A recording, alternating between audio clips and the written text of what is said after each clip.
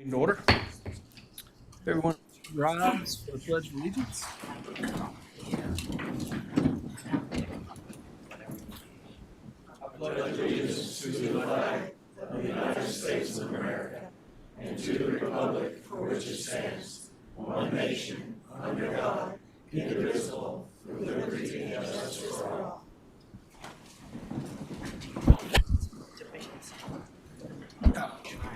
Good evening, everyone. First up this afternoon is the approval of the agenda. We do have a small amendment to it. Ms. Ash would like to give an update on the website, and I was going to put her right after Ms. Brooks. So, with that amendment in mind, is there a motion for approval? And a second? Second. All in favor? Aye. Aye. None opposed. Moving on now to our minutes. We have a public hearing for the Givens Webster housing bonds and our regular meeting from July 21st. There's no objections to the minutes. I'll take a motion for approval. Some. And a second. Second. All in favor? Aye. None opposed. Moving on now to administrative reports. School starting back next week, right? A lot of excited kids. Y'all ready? A lot of excited parents. A lot of excited parents. So everybody be on the lookout. Buses will be going. Parents will be moving around. And just take your time. First day is always late. So, any other commissioners have anything to report this evening? No, I'd just like to shout out to Randy Dillard and his bunch up there. They've been working hard on down trees and accidents and stuff. So they've had quite a few, and seems like the last week or 2 weeks, they've done a good job. Shouts, calls, everything. Moving on now, County Manager King isn't here this evening. Marlene, are you going to report anything? Okay. I would like to say I couldn't be at the Whittier event. Tiffany here.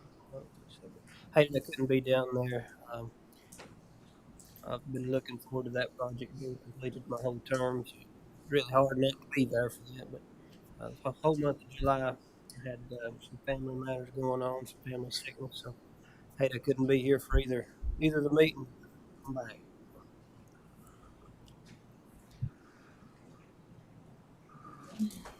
We'll move on to informal comments from the public.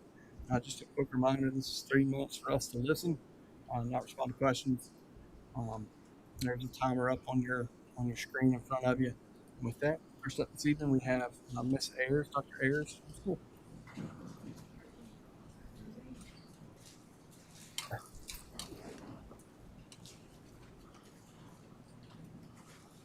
Good evening. My name is Dana Ayers, and I'm the superintendent of Jackson County Public Schools. Thank you for allowing me to speak. On June 25th, 2026, the JCPS Board of Education passed a resolution in support of the Jackson County Board of Commissioners placing a school bond referendum on the November ballot. This decision was a result of continued conversations about the $52 million grant awarded by the North Carolina Department of Public Instruction to construct a new middle school and consolidate middle grades at 4 schools and the alternative school. Additionally, the Jackson County Board of Commissioners has allocated funds for other projects throughout our district: Fairview, Smoky Mountain High School, the Bus Garage, and Blue Ridge. The allocated funds are not enough for completion of these projected projects. On July 9th, both boards held a joint meeting to discuss all projects. Representative Anna Ferguson shared some insights that evening and followed up with an email that I am sharing with her permission. The grant language cannot be changed from new construction to cover repairs for existing capital projects. It can be minimally altered, but not to change the intent of the money usage. Therefore, it needs to be used for middle school construction. In addition, there are repercussions for returning the grant to the state. If the county declines or otherwise forfeits a grant awarded under this section, the department shall not award additional grants to that county for 24 months from the date the grant award was declined or forfeited. Informally, declining the grant might cause the Department of Public Instruction to doubt the county's commitment to future projects. In addition, there is currently frustration in the General Assembly over unused public school grants. This has evidently been a somewhat common occurrence lately. Under extreme circumstances, the state superintendent can award a 12-month delay in construction. However, extraordinary circumstances was stressed to her, so I do not believe this is an ideal situation. As a side note, Jackson County Public Schools has applied for and been granted a 12-month extension on the grant, which means we have until September 2027 to begin construction. Representative Ferguson writes, I would advise keeping the grant for the middle school and proceeding with your plans to build. For information from me, Jackson County Public Schools previously applied for a needs-based grant 3 separate times to address priority needs at Fairview, Smoky Mountain High School, and Blue Ridge. Obviously, those grants were not awarded. I encourage this board to proceed with an application to the Local Government Commission for approval of school bonds. Thank you. There's. Next up this evening, we have Renee Moore. Ms. Moore.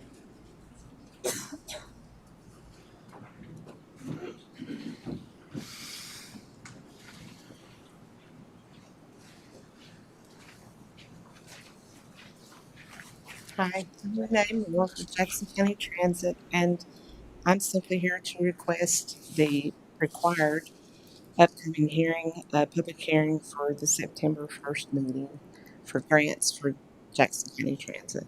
There's 2 grants, well, 3 grants that we apply for, and we are required to have a public hearing. So it's for September 1st. That's my request today. Okay. Thank you so much. Okay, you're welcome. Next this evening, we have Kim Moore.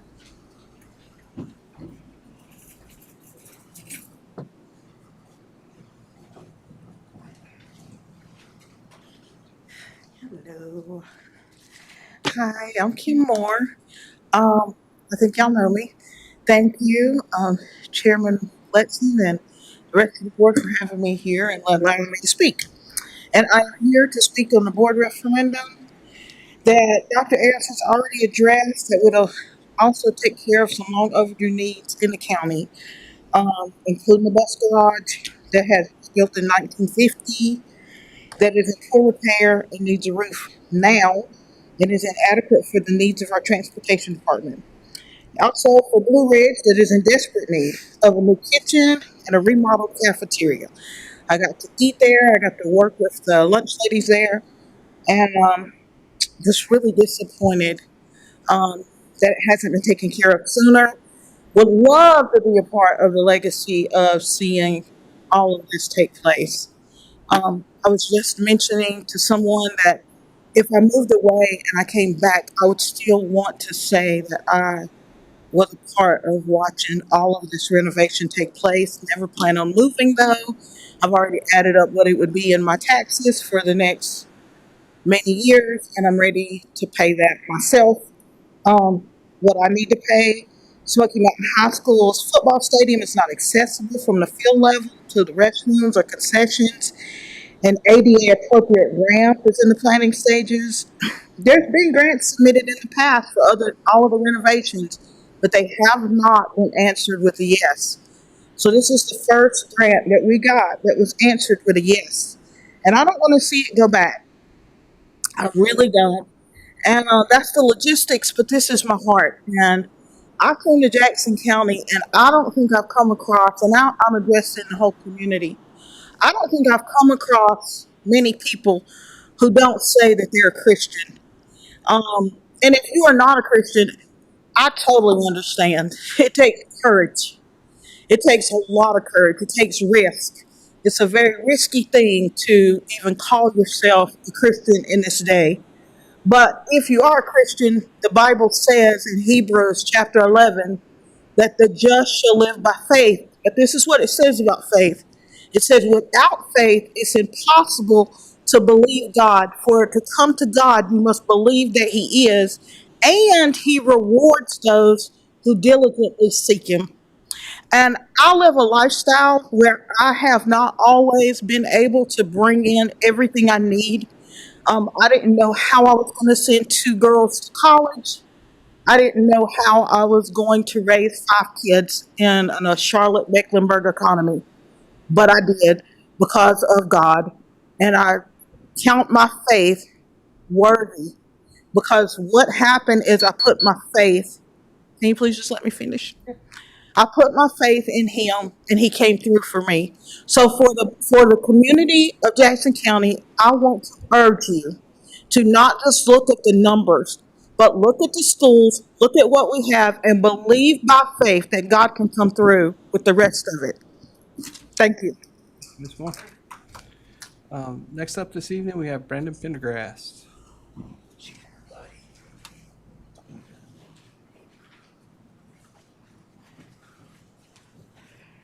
Good evening, Chair, Commissioners. My name is Brandon Pendergrass, and I'm here tonight as a parent, a teacher, and someone who cares deeply about the future of education in Jackson County. I support building a new middle school. In fact, I believe it's long overdue. Middle school students deserve a school that is designed specifically for their developmental, most importantly, academic and social needs. But I also believe that what we build matters, even more than simply that we build. We only get one opportunity every generation to make a decision like this. We haven't built a new school in this county in roughly 25 years. I think Scotts Creek was finished in 2001. That's a long time in any county. And the school that we build today is going to be, there for our kids, our grandkids, 50 years to come. Jackson County is blessed with one of the strongest property tax bases in North Carolina. We have the ability, whether you like that ability or not, we have the ability, to build something exceptional. Because of that, our community should expect a middle school that isn't just adequate, it should be one of the very best. My concern is not that the idea of a middle school is not the idea of a middle school. My concern is that this particular site is whether this particular site allows us to build the school our students deserve. This property is in an area many people know to be steep and rocky. If a significant portion of the land is difficult or expensive to develop, then I think it's fair to ask, as a taxpayer in this county, are we designing the best possible school for Jackson County, or are we designing the best school that will fit on this particular property? Will there be adequate room for athletic facilities, outdoor learning spaces, safe traffic flow, parent pickup, parking, future expansion? Our county's not getting smaller. And the kinds of opportunities our students will need for decades from now. I'd also like to understand more about how this site was selected. Who ultimately recommended this property?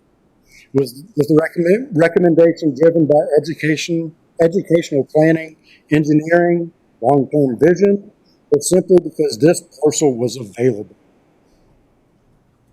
Simple due diligence, which I think we as taxpayers need to see, is what was the due diligence done on that property? Or just a simple conversation with one of the hundreds or maybe even thousands of real estate agents that live in Jackson County. Probably could have told you that property is not good to build.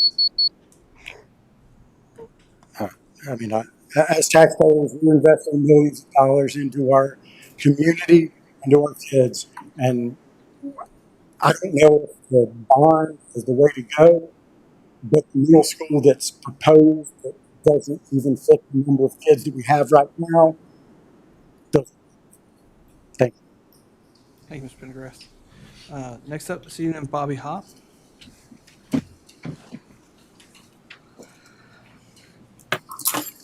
Hi, y'all. I just want to talk a couple things.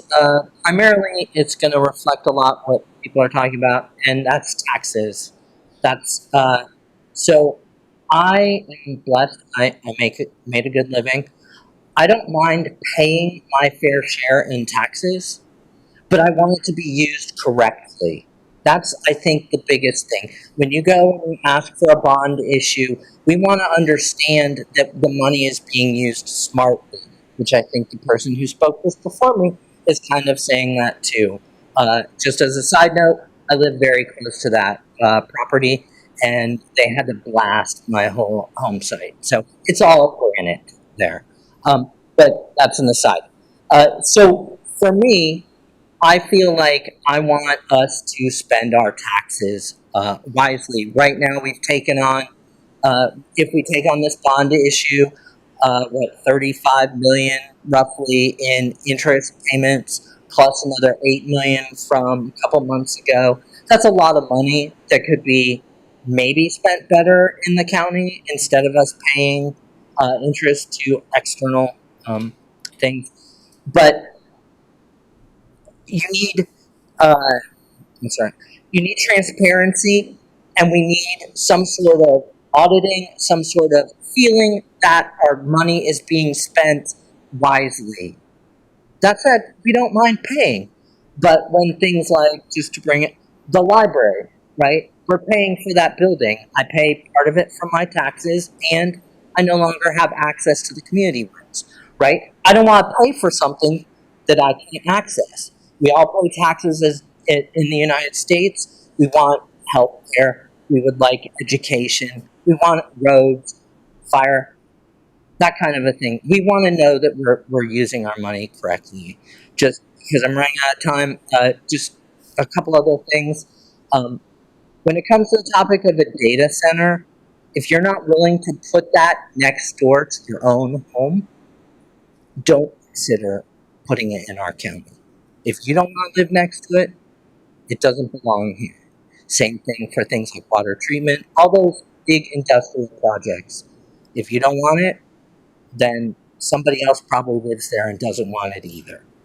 And that's really all I can say. Thank you. Next this evening, John Herrera.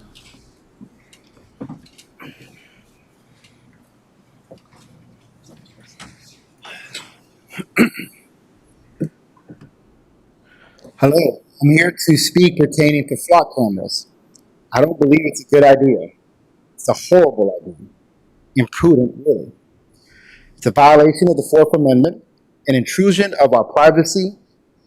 Now, a lot of people say an innocent person has nothing to fear, but as someone who works in the legal field, I disagree. That is, until they get charged, and they have to ask for a payment plan for an attorney to prove their innocence.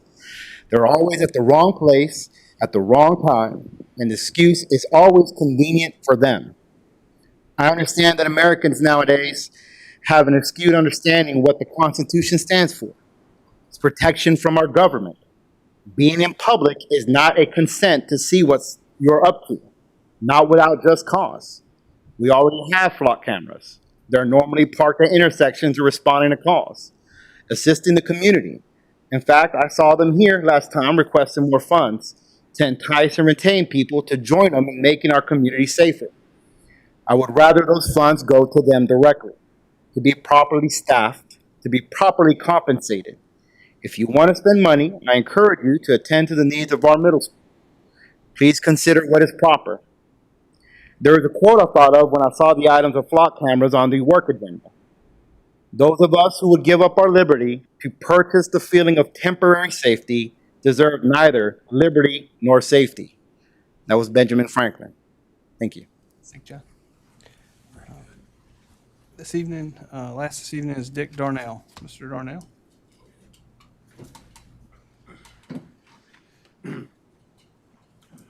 A couple things.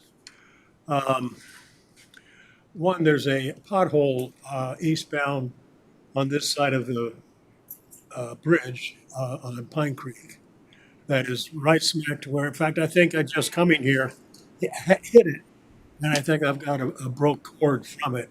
It's to be attended to. And for that matter, there's another one on the other side of the, beyond the beach. There's another one, a couple of potholes that have to be dealt with if notations could take place on that. Let's see, the second thing, in reference to last time when I was referring to this railroad executive car thing, I wasn't referring to any farmland. I understand that because that's down below the Cotulla area, whatever, there's railroad tracks. So, no.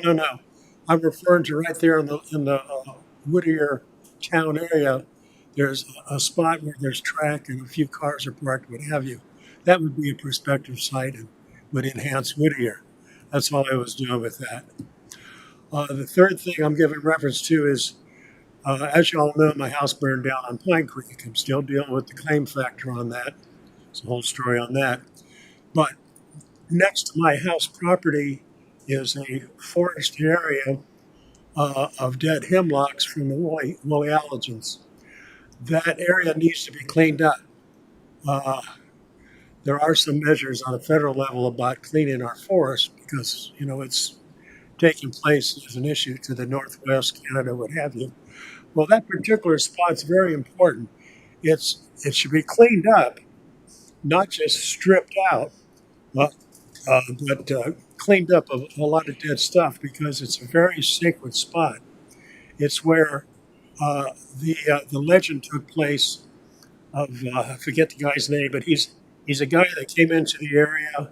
The Cherokees got upset and said, "Look, we're going to kill you because you came in." He said, "What can I do?" "Well, if you can get the crystal off the Uteka snake, we'll let you live." "Oh, okay." So he gathered pine cones, and they have to be little hemlock pine cones, and he dug a hole, and he went and gathered the snake, got the snake chasing him. The snake fell into the hole, and he was able to kill the snake and get the crystal and save his life. Well, originally, that property had a stake row of rock that formed that area, which Johnson, who owned the property, Reed, white man, he was a piece of filth, and his son was filth. They took the rock, which is part of the Cedar Hill Pier area there, just south of the Glenville Village, mixed in with other rock they got. Great travesty. So that took place. Well, as well, stopping point, it's where it's like an altar for the little people are. There's one rock there with some entrance stones, and it's where the little people would go to be. It's like a Vatican area for the little people. So it needs to be cleaned up. Thanks, Dick. All right, Mr. Darnell. With no further public comment, we'll move on to new business.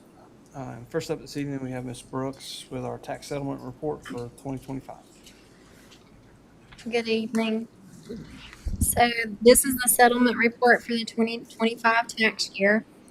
For the general taxes, the charges and credits were $59,626,085.41. Of that, $373,452.53 was uncollected, and the rate at the end of the year was 99.37%. The delinquent taxes charges were $952,533.50, with $477,969.85 uncollected. Solid waste fees were $3,075,757.73. $69,941.59 was uncollected. And the delinquent solid waste, $166,799.72, with $86,656.35 uncollected. Any questions? Questions this evening? Thank you. With that, is there a motion to approve, accept the tax settlement report for 2025? And a second? Second. All those in favor? Aye. None opposed. Moving on now to Ms. Ash. She's got some new data she wanted to show everyone. Yes, thank you for letting me join in. I just didn't get a chance to get on the agenda fast enough. So one of the things that had been mentioned in the past by Commissioner Hooper was trying to get some kind of dashboard or something, and that got me thinking. We always put information on our tax bill of a breakdown of the tax rate. Of course, we have enough space to make it where it's difficult to see. We do put it on our website, but I had asked Betsy, who does economic development, that did our project dashboard, if she could help us figure out some way to do it for a tax rate budget as well. So we have now, and I just put this live earlier today, a tax bill breakdown version of that dashboard. So we can update this annually. We can add additional things if you'd like to see more things. But currently it's going to go down. It's going to give you can scroll over, just see what each percentage of the budget is made up of. Down here, you'll see the budgeted amount in each category and what that would be for each dollar. So general government's 15 cents of each dollar that you pay taxes on. all the way down to environmental protection that really doesn't even generate a cent of it, but it is there. If you wanted some additional information, you can go to the subcategories box over there, and you can see a breakdown of all of the codes in there as far as subcategories, and then you can go in as well. And if you wanted to look at one particular, we'll do education since they've been here talking to us a little bit today. You can see the breakdown of each individual subcategory underneath that category. So you could go in and pick education, you could pick any of them really, public safety, and see what makes up that individual category. So I just wanted to pass that along so everybody could see that. And then, yeah, if you got any ideas on that, we can expand that, but that is up and available on our tax collection site.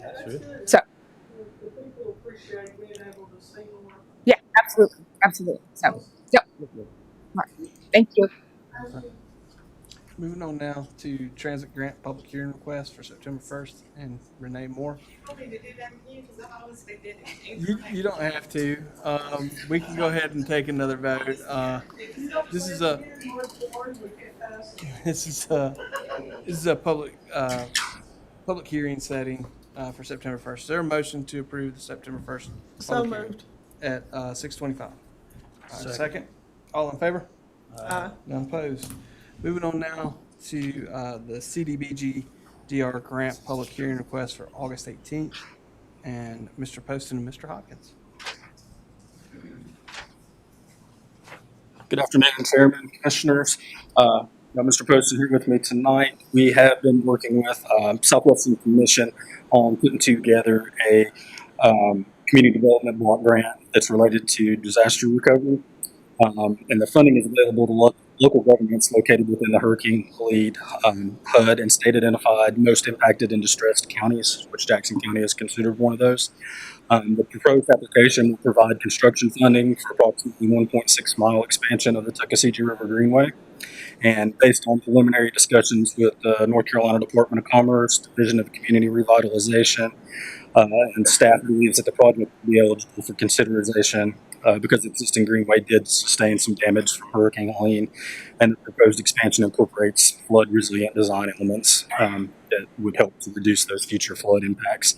In addition to this, the Parks and Recreation projects has been is identified as a priority area during this round one funding.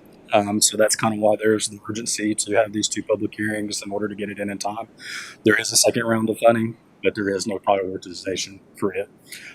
So the county has received a preliminary engineering cost estimate of just over $2 million for the project. And with anticipated CDBG DR grant request, we're going to be asking for a little over $1 million. And this funding opportunity does not require any kind of local match. So it is money that if we apply, there's no match from the county government. So it's just a significant opportunity for Jackson County to leverage federal disaster recovery funds, and this help us as far as staff continuing to finalize project cost and grant budget.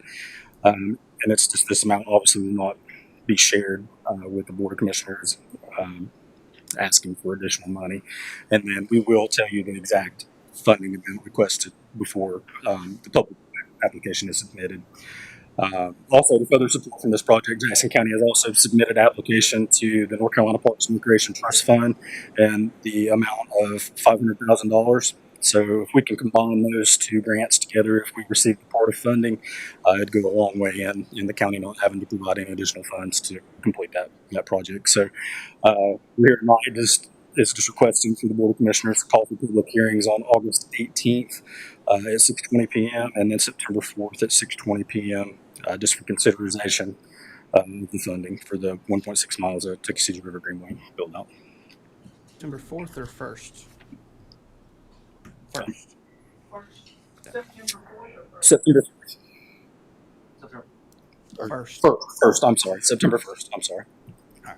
Yeah. Is there a motion to approve both public hearings on August 18th and September 1st? So moved. And a second? Second. All in favor? Aye. None opposed? Thank you. Yes. Hey, train these others how you got it where you don't have to ask us for money. Moving on now to Register of Deeds refund, and Ms. Fox.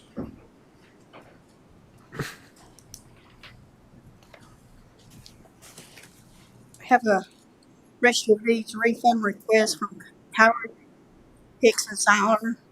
They recorded in the attached deed on book 2406, page 1158, and they're asking the deed showed $3,900, should have been $780, so they're requesting a $3,120 refund. Is there a motion to approve this refund? So moved. And a second? Second. All in favor? Aye. None opposed. Moving on now to legislative, and first up is Resolution R 26-11, directing publication of notice of intention. And Ms. Fox. Okay. This resolution is directing the publication of a notice of intention to apply to the local government commission for approval of school bonds.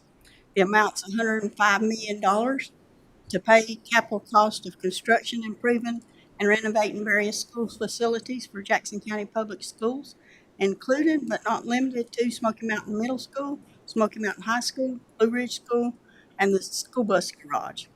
Acquiring equipment and furnishings required therefore, acquiring land right-of-ways and easements in land, and if necessary, construction public infrastructure improvements were related thereto. Would ask that you approve this resolution to publish a notice of intent. Is there a motion to approve this resolution?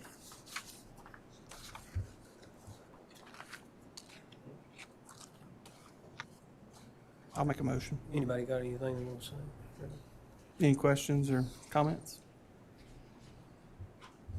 I don't understand the difference between that and the next, Resolution? yeah. They're totally different. This is a notice of intent to apply, and the next one is relating to apply. So the first one is just, our intent is to apply for these grants in a bond resolution, or in a resolution, and then we have to then go into the resolution. If the intent passes. Correct. So moved. Okay. And a second? Second. Okay. Madam Clerk? Commissioner Hooper, No. Commissioner Bryson, Yes. Commissioner Jennings, Yes. Chairman Letson. Yes. Okay. Now moving to Resolution R 26-12, making certain statements of fact and authorizing the application. Okay. Ms. Fox. Okay.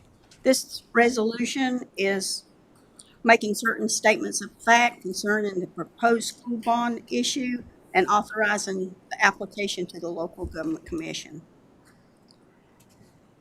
The facts are regarding the necessity of the proposed financing, facts supporting the amount of bonds proposed, the PICE debt management procedures and policies, PICE budgetary and fiscal management policies,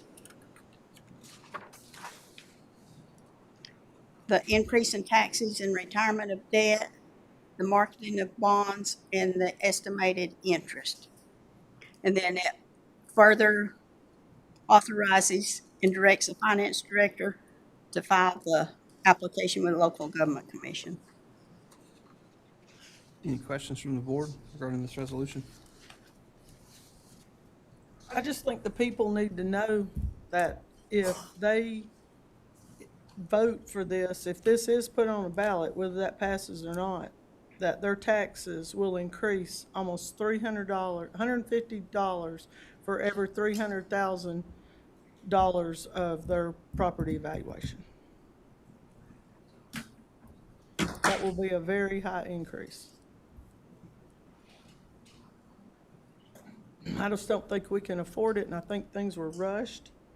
And I think in the face of teachers that are already, we are short of, and they're struggling in their lack of support in the classroom, from what I hear, and that they are struggling in the county with what it costs to live in the county. And I just don't think it's a good thing right now. I mean, I'm all for schools and new schools, but I think we need to fix up what we got. It's a boatload of money for sure. And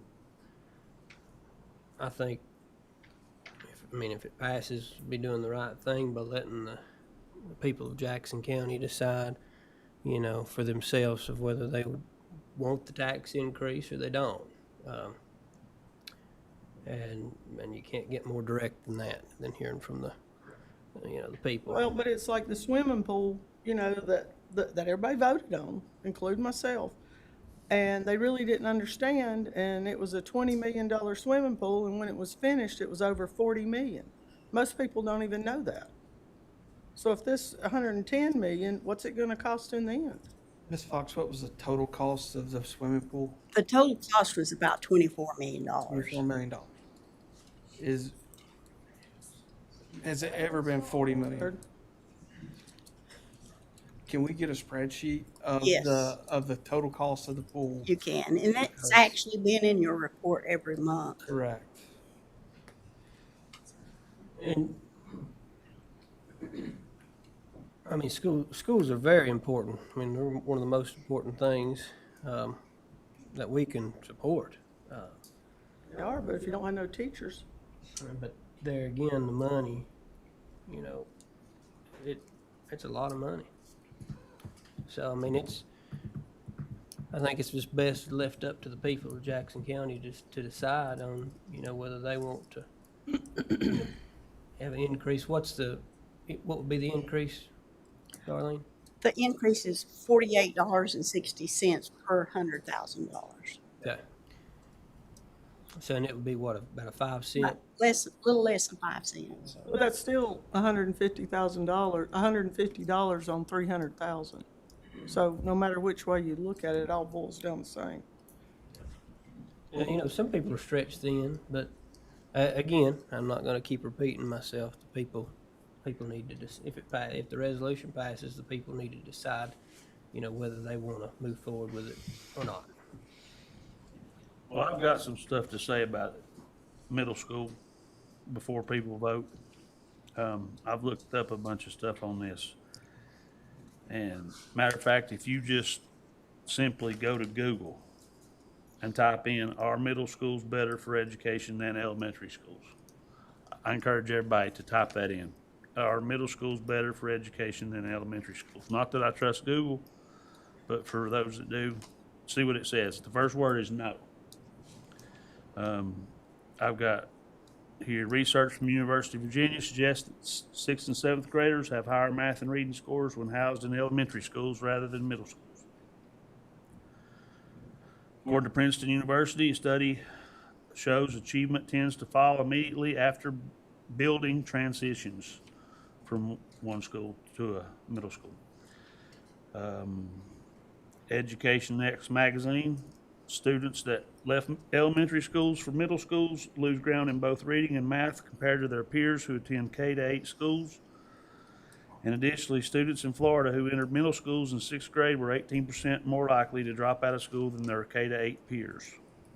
Columbia University produced compelling evidence that the transitions to middle schools were harmful to students, in that students entering middle schools experienced a sharp drop in achievement versus K-8 and attendees.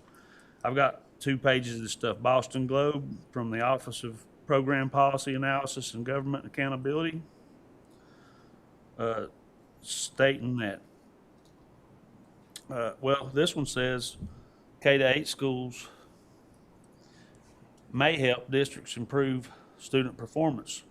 It's stated that the primary reason cited by these districts for switching from middle schools to K-8, a lot of their districts are switching back from middle schools to K-8. The reason cited is low performance of students in middle grades. Other reasons include parental dissatisfaction, high absenteeism, disciplinary problems, and dropout rates. Also, that available data shows that students in K-8 schools score higher on standardized tests than their middle school counterparts. So that's not me talking. That's people way smarter than me. I just want people to be aware of that. And, I'd like to say too, I don't mean to, but someone earlier said, there's been 25, going on 30 years since we've had a big project, a big school, project. And it, our community, it's time to, start getting some of these schools up to date. And, but there again, the taxpayer, they're stretched right now. They're stretched thin on paying taxes, and it's you're sort of in the middle. I want to see the schools become modernized. I mean, it's been so long, and Mr. Jennings, I went.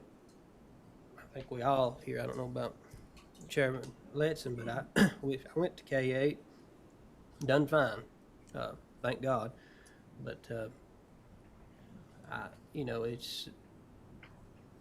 it's time for the county to have some new schools and some improvements to the school system. I went to K-12. Yeah, me too. If we got trouble keeping the schools we got up, I don't know how adding a school is going to help that in the long term. Right. Is there a motion on resolution R 26-12? I'll make a motion that we put it to the people to decide. Second? I'll second. Madam Clerk? Commissioner Jennings, No. Commissioner Bryson, Yes. Commissioner Hooper, No. Chairman Letson. Yes. So with no third, motion does not carry. Any questions this evening, Logan? Could I, Yes, ma'am. we are working on a timeline for these projects. And if we don't meet that schedule by September 1st, it'll be 2 years before this can be put back on the ballot.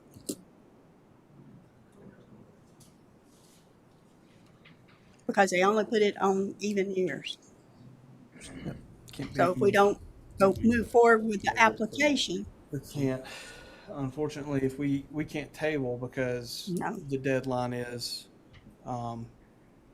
basically tomorrow, I think, to get it onto the next agenda for LJC approval and then onto the ballot. the application has to be in LGC's hands by August 17th. To make the ballot. And can this be a special called meeting It could be, where we vote again? it'd have to be soon. But we've already approved the notice of intent, so you've got the notice of intent out there that we're going to apply. That's what I was questioning a minute ago. I thought that meant if the vote went through, then that letter went. That's the reason I was asking. And the motion didn't carry.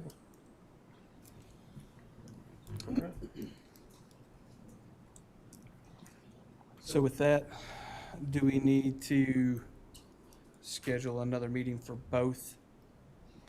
Well, you've already Resolutions. adopted the first resolution, so we've got the intent out there. We would just have to have another meeting for this. Can we have a special meeting for this? We can. I don't think we voted, we just denied it. It can be brought back up.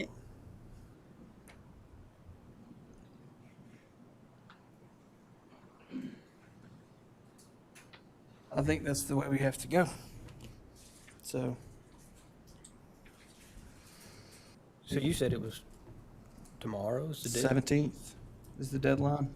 Yeah, the application has to be in by August 17th. So, sometime next week. Would the 10th be okay? I don't think we can do that. We voted no, and I don't think we do it. And we voted 2 yes, 2 no, which means it did not pass nor fail.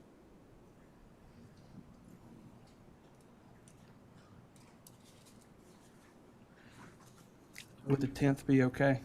It Or would the be. 11th? It would be. Okay.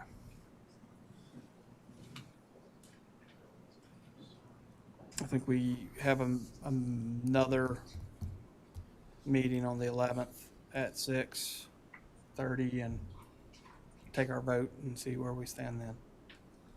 Can everybody make the 11th? Do we have to vote on the special meeting? Probably have to. Yes. Or you could recess this meeting.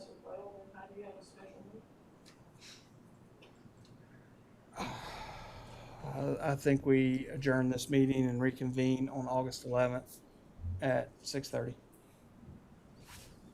Is there a motion to adjourn? Motion to adjourn. Is there a second? Second. All in favor? Aye. Aye. None opposed. Thank you. Thank you, Ms. Fox. All right, go ahead and call our work session to order. First up this evening, we have Sheriff Farmer to discuss block cameras.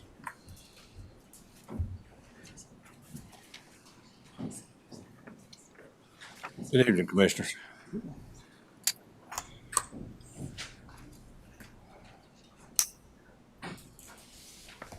I know this is a big thing on Facebook and all the other social media sites and stuff right now, but I'd be first to tell you there's a lot of myths about this out there. So don't believe everything you see on social media. So I do have a presentation for you today. Flock Safety, it's a private company that provides a variety of digital tools, including LPRs, which is automated license plate readers, to connect communities, businesses, public safety, so incidents can be understood clearly and decisions can be made on facts. ALPRs are camera systems that capture vehicle information that is visible to anyone traveling on public roadways and converts it into searchable data. This information is limited to a photograph of the vehicle's license plate, make, model, and color, and the time and location where the vehicle passed the camera. ALPRs do not record video or continuously track a vehicle's location. Instead, they create a record of when and where a vehicle was observed, because ALPRs capture only vehicles that pass specific camera locations. There are often significant gaps between these observations. ALPRs do not utilize facial recognition, identify drivers, or passengers, record the conversations, continuously monitor people's activities. Some ALPRs do. We don't have any of those, and will not have those. Our access to that, Jackson County limits which employees have access to Flock. Currently, only 17 of the 82 employees have access to Flock, with the majority only having user access capabilities. User access capabilities are strictly search and to create a hot list. Administrator access capabilities are the search, create a hot list, monitor the hot list, edit the users, the camera maintenance, and conduct audits. The reason ALPRs are used: BOLOs, be on the lookouts, missing or endangered persons, silver alerts, amber alerts, kidnappings, wanted persons, stolen vehicles, criminal investigations, human trafficking investigations, health and welfare checks. That's just some of the ones. The ALPR capabilities, if you look here to the right, you can see the picture. This is one of our vehicles, and you can see the information contained in that photograph there of what it gives us.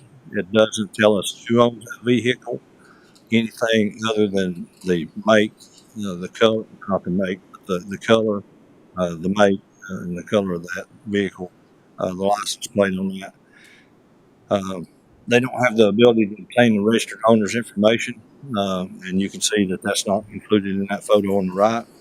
Other databases must be used to obtain the registered owner's information, and ALPR provides only the investigative leads. Law enforcement must conduct further investigation using other tools. And most of the time, whenever we're using the ALPRs, we are conducting an investigation or have an open investigation in regards to something. Vehicle reads, total vehicles detected by Jackson County ALPRs. If you'll look there, this is for from 6:30 to 7:30.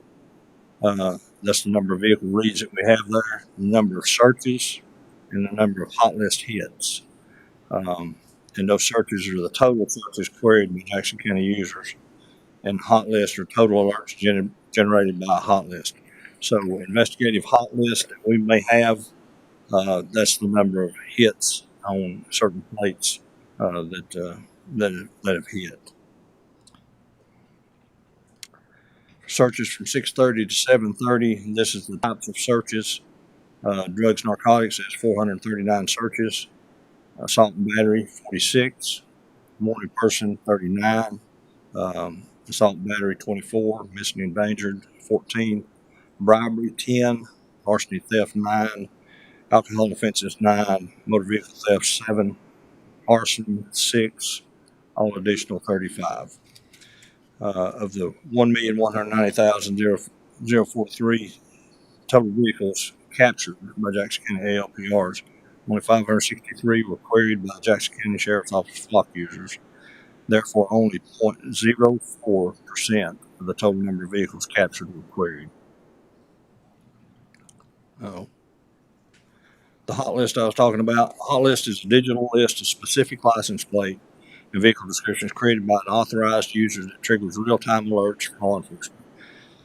These are created for certain open or extended investigations, and when ALPR captures that matching vehicle on a hot list, the system automatically sends an automatic notification to the specified authorized users. Hot list can only be seen by the specific authorized users of the creating agency. Case law on ALPRs is a federal and state laws, or federal and state courts overwhelmingly rule that ALPRs on public roads do not violate the Fourth Amendment. Courts treat the captured photographs as plain view observations, equivalent to an officer manually checking a visible license plate. The court recognizes those photographs as single observations from GPS and cell site data as long-term surveillance. A federal court upheld Norfolk's ALPR program ruling the short-term limited camera data does not track the whole person's movements or violate the Fourth Amendment. That's Schmidt versus City of Norfolk in 2026. United States versus Porter in 2026, the Fifth Circuit affirmed that the captured plates on public streets is a plain view event and does not constitute a search, separating it from historical cell phone tracking. United States versus Yang, Ninth Circuit, 2019, found that the brief targeted use of a plate reader technology on public thoroughfares lacks a reasonable expectation of privacy. Data retention and ownership. Jackson County only retains the ALPR data for a maximum of 30 days, then it's automatically deleted. Ownership, title, and interest in flock data belong to and are retained solely by the customer. Flock maintains a limited license to access the data for the sole purpose of providing services. Flock does not own the customer data and as a result does not maintain records of customer data after the retention period.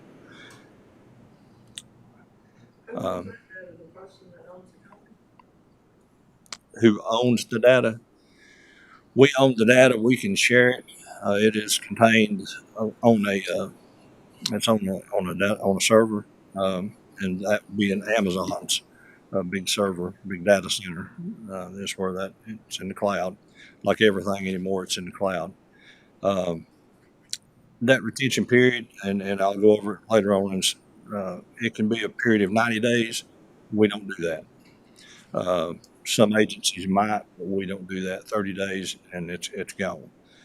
You can't access it after that, and we verified that. So we went in and tried to do that, and it's not possible. The only way that you can access after that would be to have a search warrant in order to obtain that. Courts have established that there's no expectation of privacy on public property.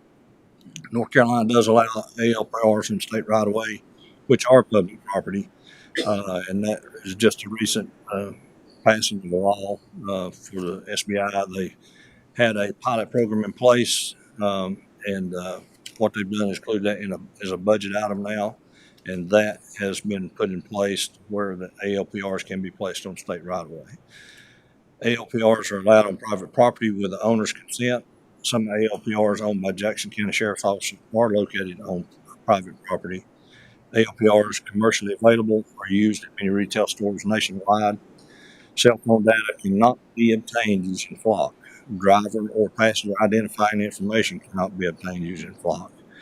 Enforcement actions cannot be made solely based on ALPR images. Probable cause must be established. Misuse of ALPRs will not be tolerated by the Jackson County Sheriff's Office, and Jackson County Sheriff's Office maintains audit logs. Every search is documented and subject to review. Routine audits are conducted to maintain the integrity of the APR usage, and JCSO has 0 cases of ALPR misuse.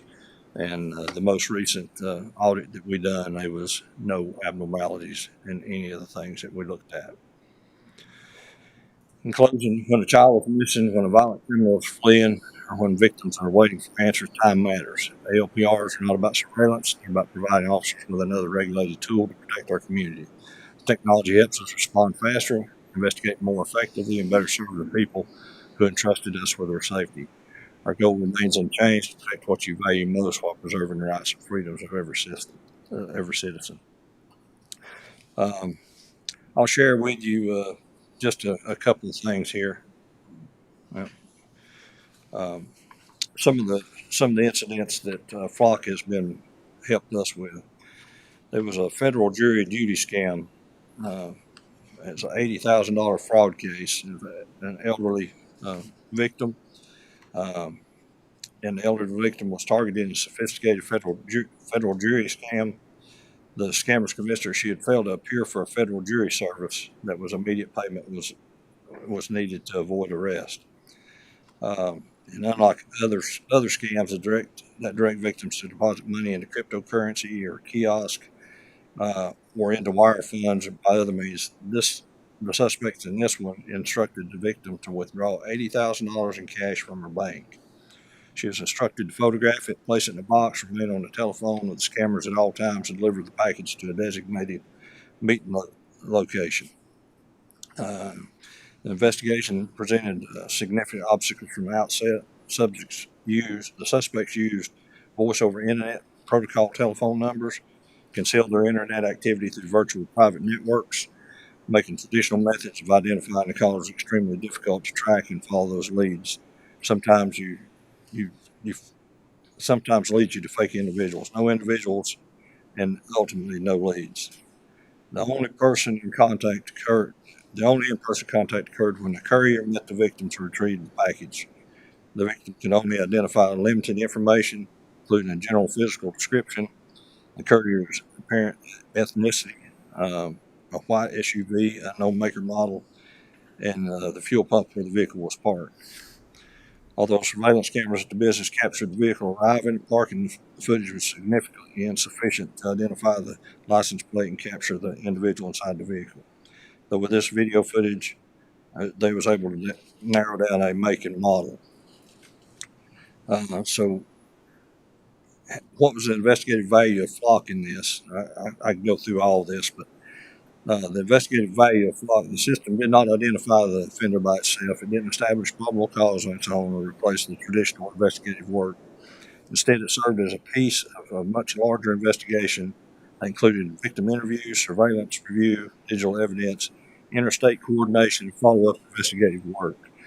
And there's a lot of items listed in that. And with the ability to reconstruct the suspect's vehicle movements, investigators would have had significantly fewer leads in the case where the offender intentionally minimized their digital and physical footprint. And so that case they was able to track them, and they know who they are now. So there was a BOLO for a child. It's broadcasted by a neighboring law enforcement agency after a violent domestic incident in which the suspect allegedly assaulted and shot the mother of the child before abducting the child and fleeing in a vehicle. The originating agency immediately notified surrounding jurisdictions because the suspect was believed to be traveling into North Carolina on a major highway corridor. And so detectives, sheriff's officers, administrators, patrol deputies, and officers from multiple jurisdictions positioned themselves along the most likely routes in effort to intercept the vehicle. is rapidly involved in the situation every minute mattered. So the use of Flock with that, within approximately 15 minutes of the initial response, Flock helped establish the suspect vehicle had continued beyond our jurisdiction and was detected in Hiawassee, Georgia. The suspect was subsequently stopped by law enforcement at Hiawassee, taken into custody, and the child was safely recovered and reunited with the family. Without that, it would have been hit or miss trying to find that child. A rolling domestic. Domestic with serious bodily injury and kidnapping. The jurisdictions involved in that was Rabun County, Georgia, Macon County, Jackson County, Haywood County, and Buncombe County. Investigation involved alleged domestic violence and incident resulting in serious bodily injury. Kidnapping that continued across multiple counties and state lines before the incident was mobile. Because the incident was mobile, no single agency had the complete picture of the suspect's movements. Multiple jurisdictions were involved. The suspect and the victim traveled through several counties. Investigators had to reconstruct the route and timeline after the incident and establishing the sequence of events and coordination between multiple agencies. Flock was used collaboratively by participating agencies to help reconstruct the vehicle's travel through multiple jurisdictions. The information assisted investigators in developing an accurate timeline, comparing the vehicle movements with the victim's account of events. Then the value of that provided independent evidence that helped corroborate portions of the victim's statement regarding the route of travel, movements between jurisdictions, rather than relying solely on conflicting accounts. Investigators had additional objective information to evaluate alongside witness statements, physical evidence, and investigative findings. While Flock didn't determine the guilt or replace traditional investigative work, it provided a important piece of evidence that helped investigators reconstruct the events and strengthen the overall investigation. With that, just some of the other stuff. It assisted us on identifying a suspect, a tag for sexual assault we had. We located a wanted subject for federal warrants, located a child abduction suspect as well, helped identify multiple child sexual assault suspects, assisted in locating stolen property, assisted in timeline for a murder suspect from out of state, located elderly and juvenile missing persons, and even assisted in identifying that scam suspect who had come from out of state to meet with the victims. I know that with that, I mean, there's a lot of questions I'm sure people have, but it's Flock cameras for us is a tool. Jackson County has 4 cameras. We don't have a saturation, but Jackson County also has something that's unique to us. We have 3 major corridors: 107 coming out of South Carolina, 74 coming out of Asheville, 441 coming out of Atlanta. And all of those are major drug corridors. And our guys work drugs hard. And if you've looked at our statistics and stuff from the past year or past 2 years, we've made a lot of drug arrests and stuff. Do we use that with Flock? We use that for that. But that doesn't relieve an officer from their investigative duties. That camera gives us just the place, the time that vehicle passed. Does not take a picture of the driver. I know that one county over, they had an issue. They were talking about if he pulled up on the camera and got out and run around, could you see the person? Yes, you could, because it's triggered by motion. And then the new cameras that they have out will not do that, but we have one of the old cameras.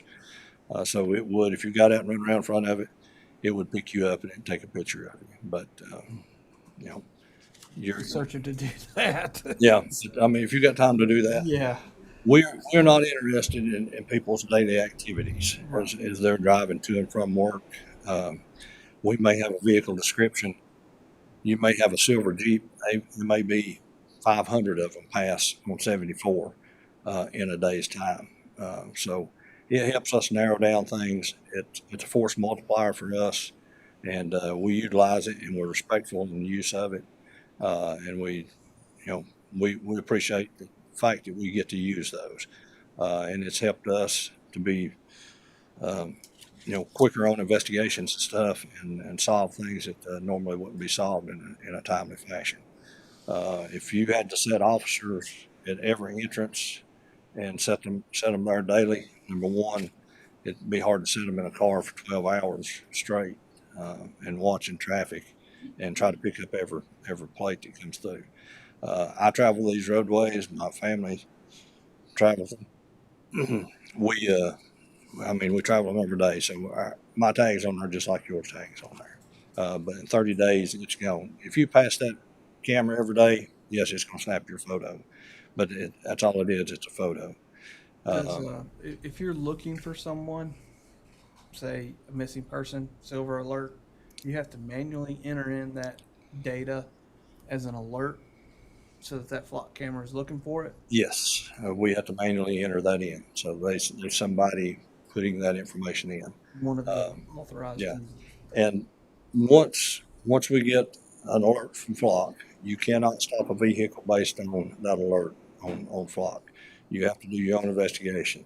You have to form probable cause or at least have reasonable suspicion to stop a vehicle. We do not write traffic citations off of flock camera alerts. But there's a lot of misconceptions out there. Can it be abused? It's just like anything else. Tools can be abused. And that's not just in law enforcement. That's in any profession.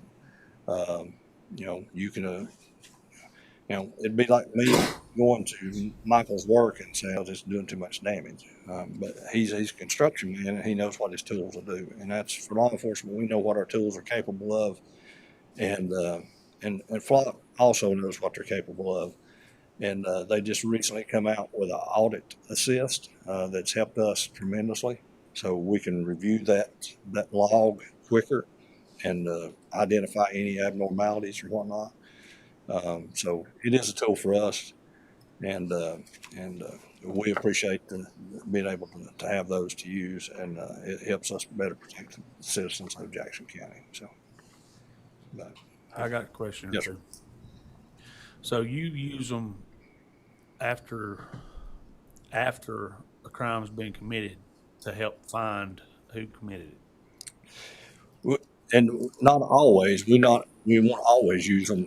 If a crime's been committed, if it involves a vehicle, or we need to try to establish a timeline of a vehicle coming into the county or going out of the county, we can utilize that. But not every investigation requires the use of flock. So, there's a lot of investigations that it will assist us in. I'm sure. And I mean, I couldn't tell you. I can give you examples. That's about all I can do as far as that. I can't get into any of the open cases we have. But yeah, it captures your vehicle, your plate, and sometimes it won't capture every vehicle. It just depends on the flow of the traffic. If it's really heavy or whatnot. So I mean, there may be sometimes it doesn't catch a vehicle. And the points of one camera to the next camera, it may be many miles. So we don't know what you do between those points. And if you're a John Doe citizen out there traveling, and if you're not committing crimes, we're not interested. If you're not a missing person that we're looking for, we're not interested. We might look at your vehicle on a picture, but we quickly scan by that. If it doesn't match, we quickly scan by that. In 30 days, it's gone. So Does it send a real-time picture to a deputy in the area, or is it a central computer? It'll send a picture of the plate that has to be verified. It just depends on if it comes to their alert on the phone or on the computer that they're at. But they have if to. someone passes a flock camera and they're a silver alert, say a citizen. It'll just send an alert. Say a stolen vehicle. So they give you a plate that's entered into your hot list. Say a plate goes by with that number on it, it'll alert, but you have to verify that, and it could be a different state. So you cannot make a stop on that vehicle until you verified that through the other databases. So these drug arrests flagged? Is that where they're coming from? Is that how the cameras are assisting with the drug arrests? Uh, no, I mean, Are it'd they be flagging the cars as they're going by, or it would, is it it would just a alert quick guess? if a vehicle matching that description or that tag number comes by that we've got entered into a hot list, it would flag it. So any vehicle with a description, right? It wouldn't have to be a license plate or anything like that. Well, we won't, the only time we would use description, you wouldn't enter a description in the hot list, it has to be a plate. It has to be a plate. And it has to be a reason, and every time that you enter a plate, you have to put a reason on there for why you've entered that plate, what you're looking for. If it's an investigation, if it has a case number goes on that. I'm just trying to wrap my head around, I mean, how does it assist with, drug busts? I mean, but if you have I guess if you have a plate associated with someone that's known for trafficking drugs, Mhm. is that what you're getting at? If they've got vehicles that we know and got a plate number and we enter those and they pass that location, yeah, it's gonna give us an alert. I was just gonna say, I mean, the cameras obviously don't take a picture of the drug inside the car. No. And even if it does, you still have to have reasonable suspicion to stop the vehicle. And that suspicion comes from other counties or other departments? No, it has to be the officer. Right? Now, you can utilize another officer's statements in court, but he has to appear in court. But we don't do that. We form our own probable cause on reasonable suspicion for that. So, Well, I mean, I was going to say, if my black pickup truck is by description, you had a black pickup truck carrying a bed full of drugs down the highway, well, they can pull me over. So, but you're saying that it has to be a tag. They have to have reasonable suspicion to pull you over. So if you had a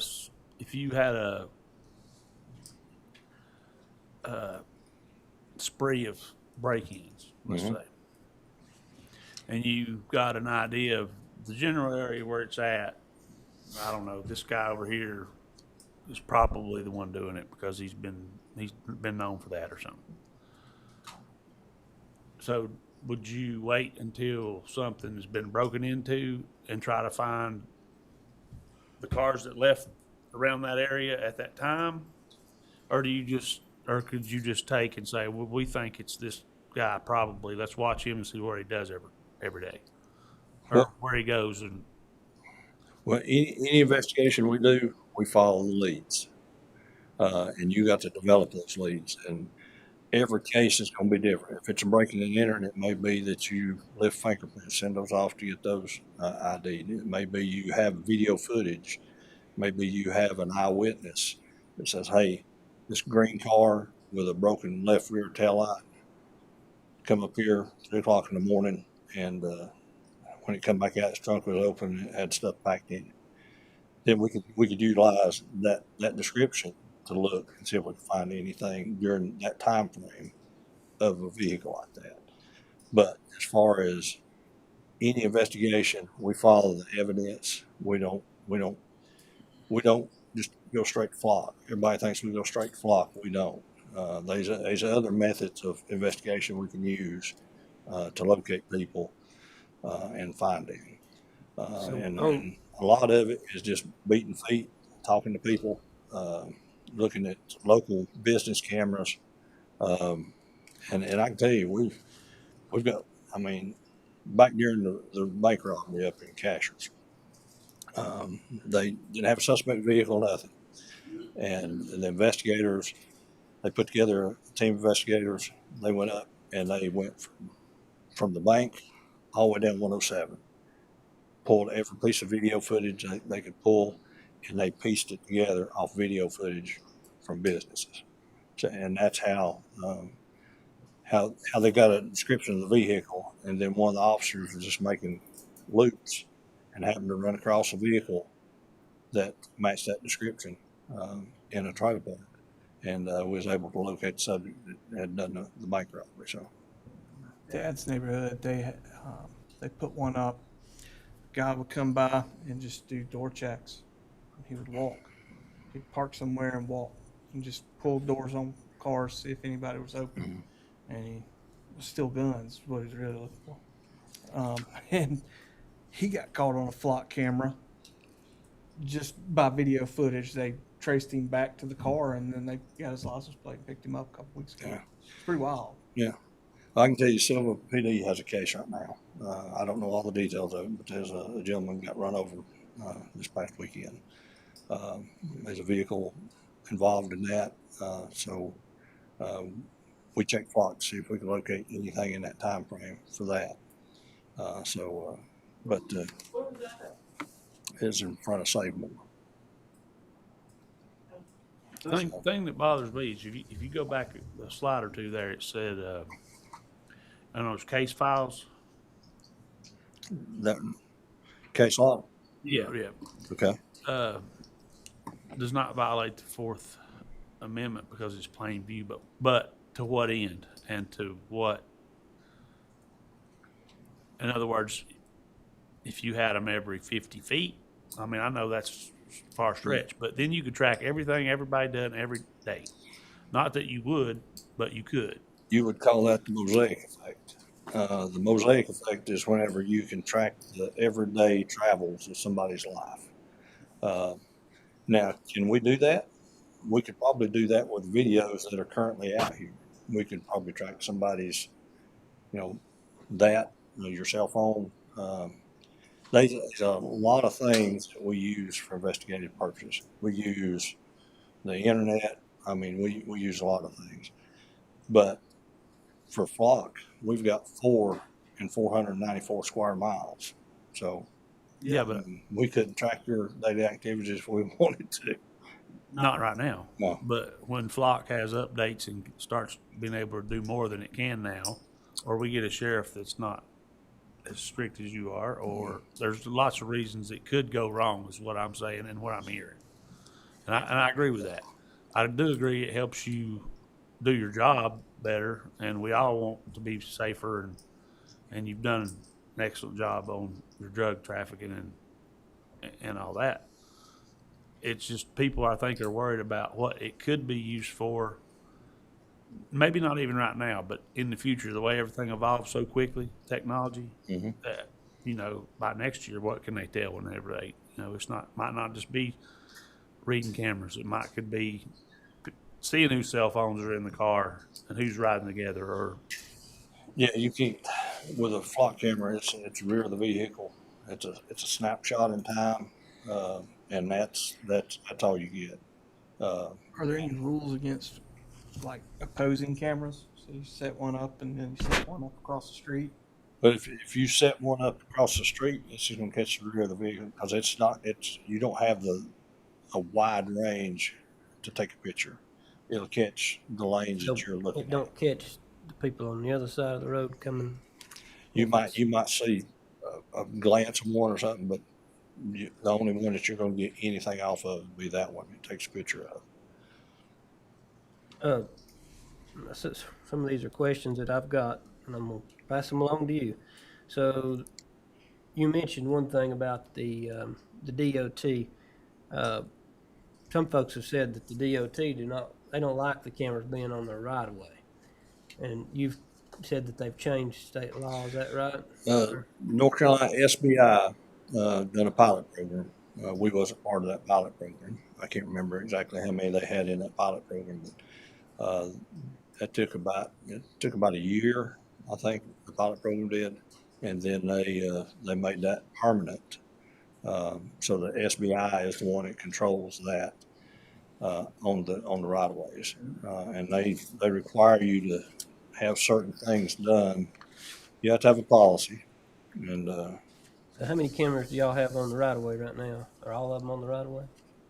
We have 2 on the right of way, and we have 2 on private property. And the ones on private property, I'd imagine that's an agreement with the property owner. With the property owner, yes, sir. And do you have now these cameras you said through the SBI? Is that correct? Or so. I guess, do they have control of those 2 that are on the North Carolina right of way? No, So you do. No, we have control of them, but you have to abide by the rules. Um, you have to have a policy, and 2183.31 is a regulation for use. And in your policy, they have several things there that you must have within your policy. And we have all these contained within our policy.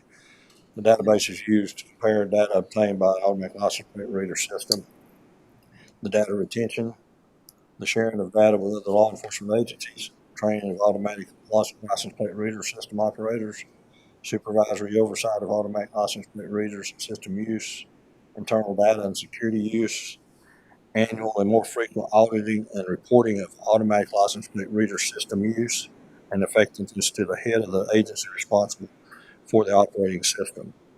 Accessing data obtained by the automatic license plate reader systems operated by the law enforcement agency, and any other subjects related to the automatic license plate reader system by the agency.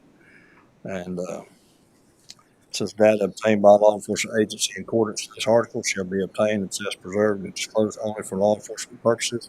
Notwithstanding, data obtained under the authority of this article shall not be used for the enforcement of traffic violations.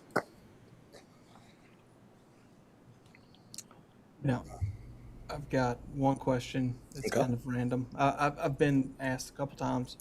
There's one that is attached to a radar, I think. Now, That's our speed trailers do have a system set up. They're radars. The only thing they do is clock the car, Okay. and they display the speed. Is Now, clock on the back of those in any of our cases? we may have one Does or it capture two. speed? No, we don't. You can't put that in front of Doesn't your interface your speed trailers. Have to have an open front to where it can see and shoot the radar out to where it can show the speed on the display.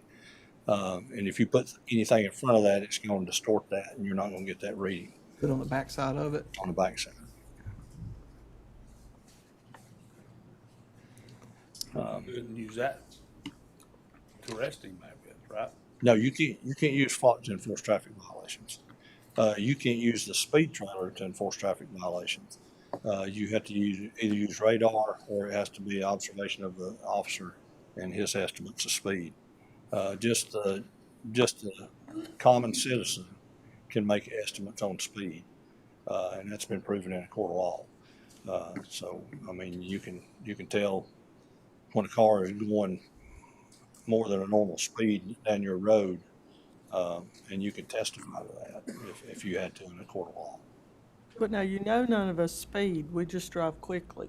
I don't speed as much as I need to. All right. But I got a few more questions. Okay. Go ahead. No.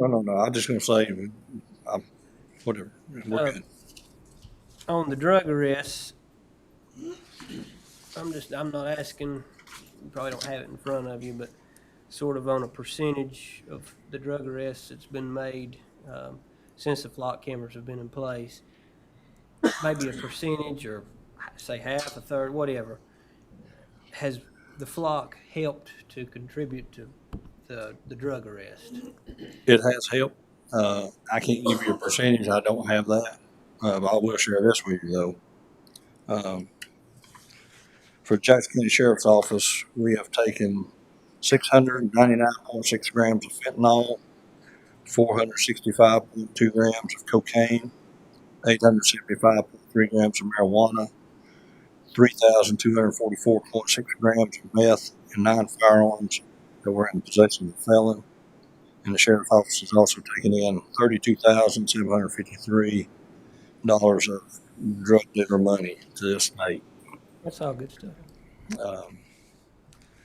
So that's I think I can't remember. I would give you the number, but the amount of fentanyl there is enough to probably kill all the citizens of Jackson County, probably 4 times over. And then, is it I'm not asking for the person's name or people or whatever, but do you have a select few or select person that handles the system itself, like of going in there and having control of the data? You have one person that does that, or two people? We've got 2 people right now. Okay. And are they sworn officers? Yes.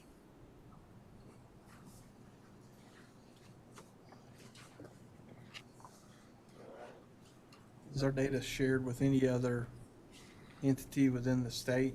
Yes. 200 agencies. And so we're able to get data from others? Yes, that's the only way you can get data from other agencies is to share yours with them. Okay.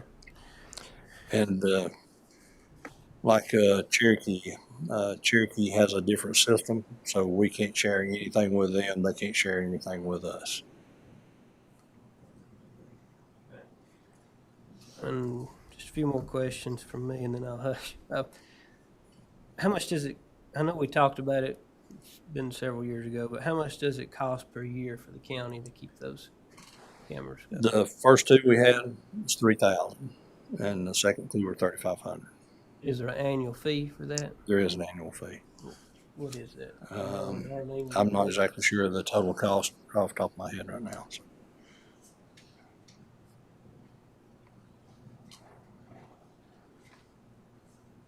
Is it a big number, Darlene, or is it?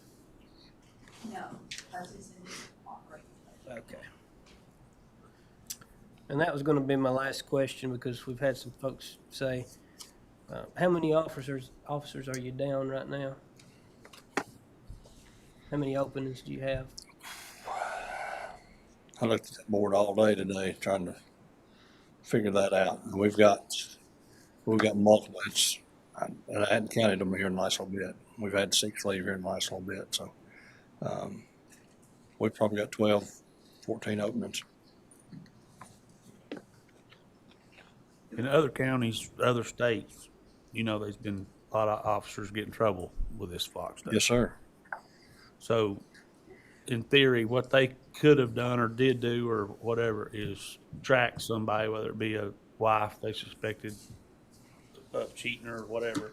Mm-hmm. They could tell about where she was at when she went there, whatever. So, in theory, you could take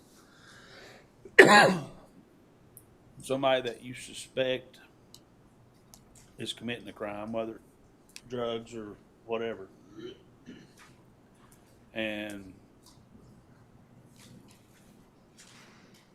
input their tag number into that Fox system and see when it crossed into the next county. Right? And then if the other county was willing to share with you, then they could tell you where it went Mm-hmm. in their county and Yep. the next county. And now that, to me, it is violating your rights, because if they haven't been convicted of anything, I don't feel like we should be watching where they go. And we don't. Okay. I mean, we don't. In case of point on that, you can track people via their cell phone.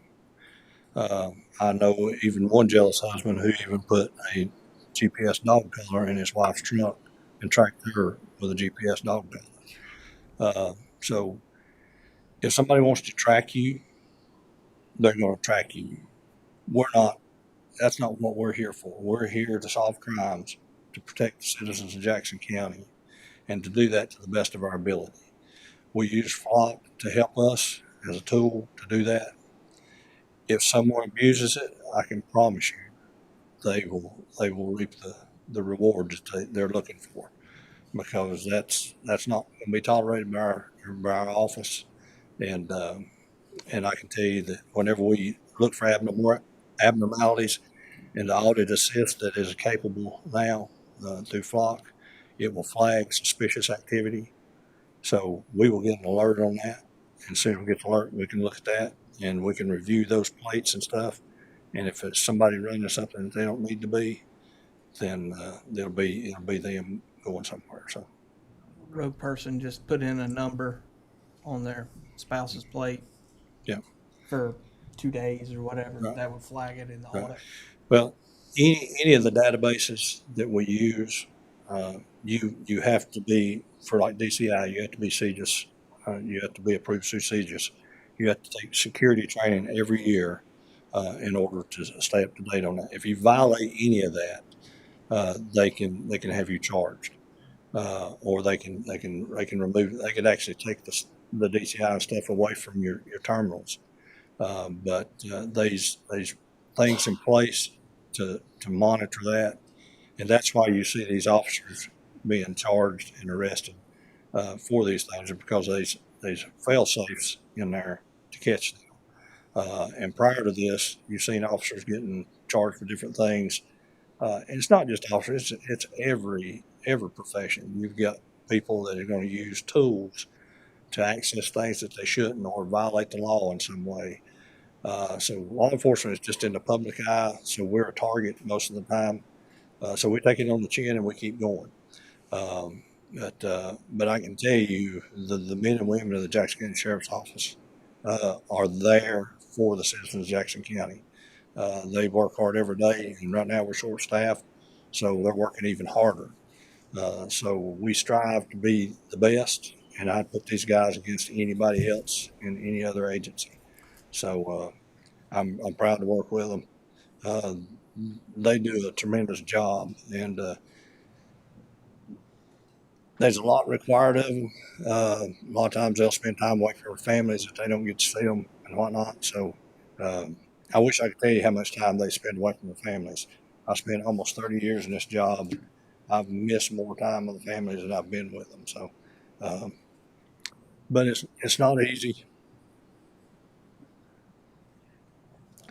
So, but we keep on. I'm just trying to figure out. In my mind, I'm just trying to wrap my head around it. So if I go, say there's a camera right down here, and I go down through here, driving, following the law and everything, go past it, head out, hit the 4-lane, headed home. Well, I forgot my cell phone here. Truck come back, come up the road, go by the camera, go back out again, go by it twice within like 10 minutes. Right.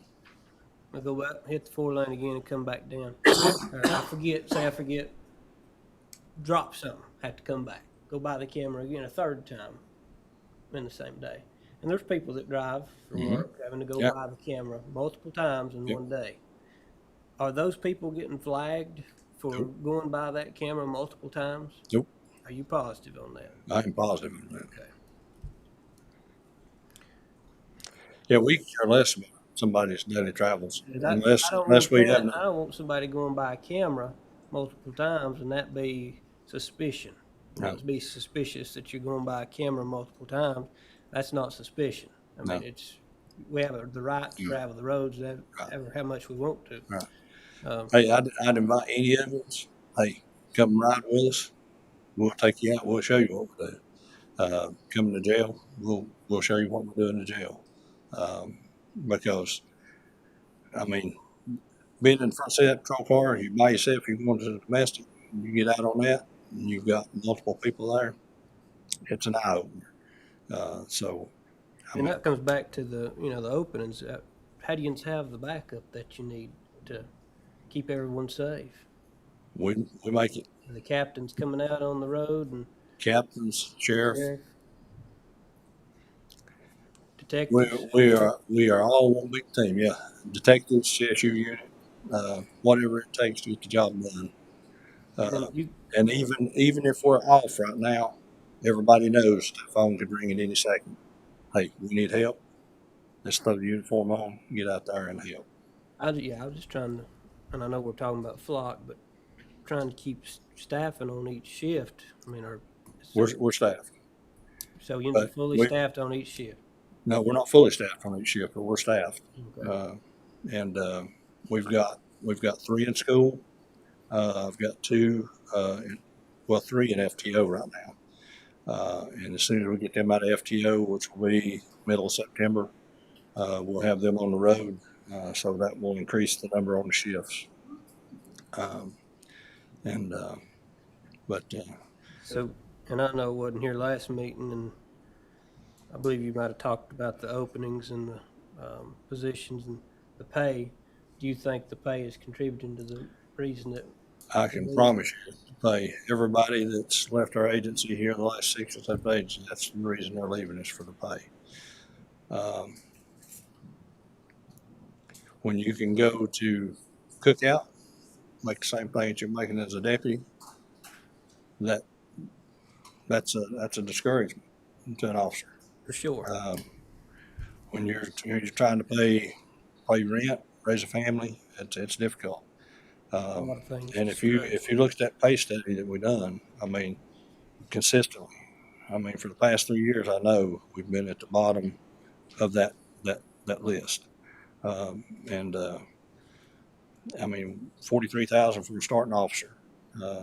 Swain County is a little over 50,000. Macon County is over 50,000. Highway Patrol starts at 56, I believe, once they come out of school. Within 5 years, they're at $80,000+.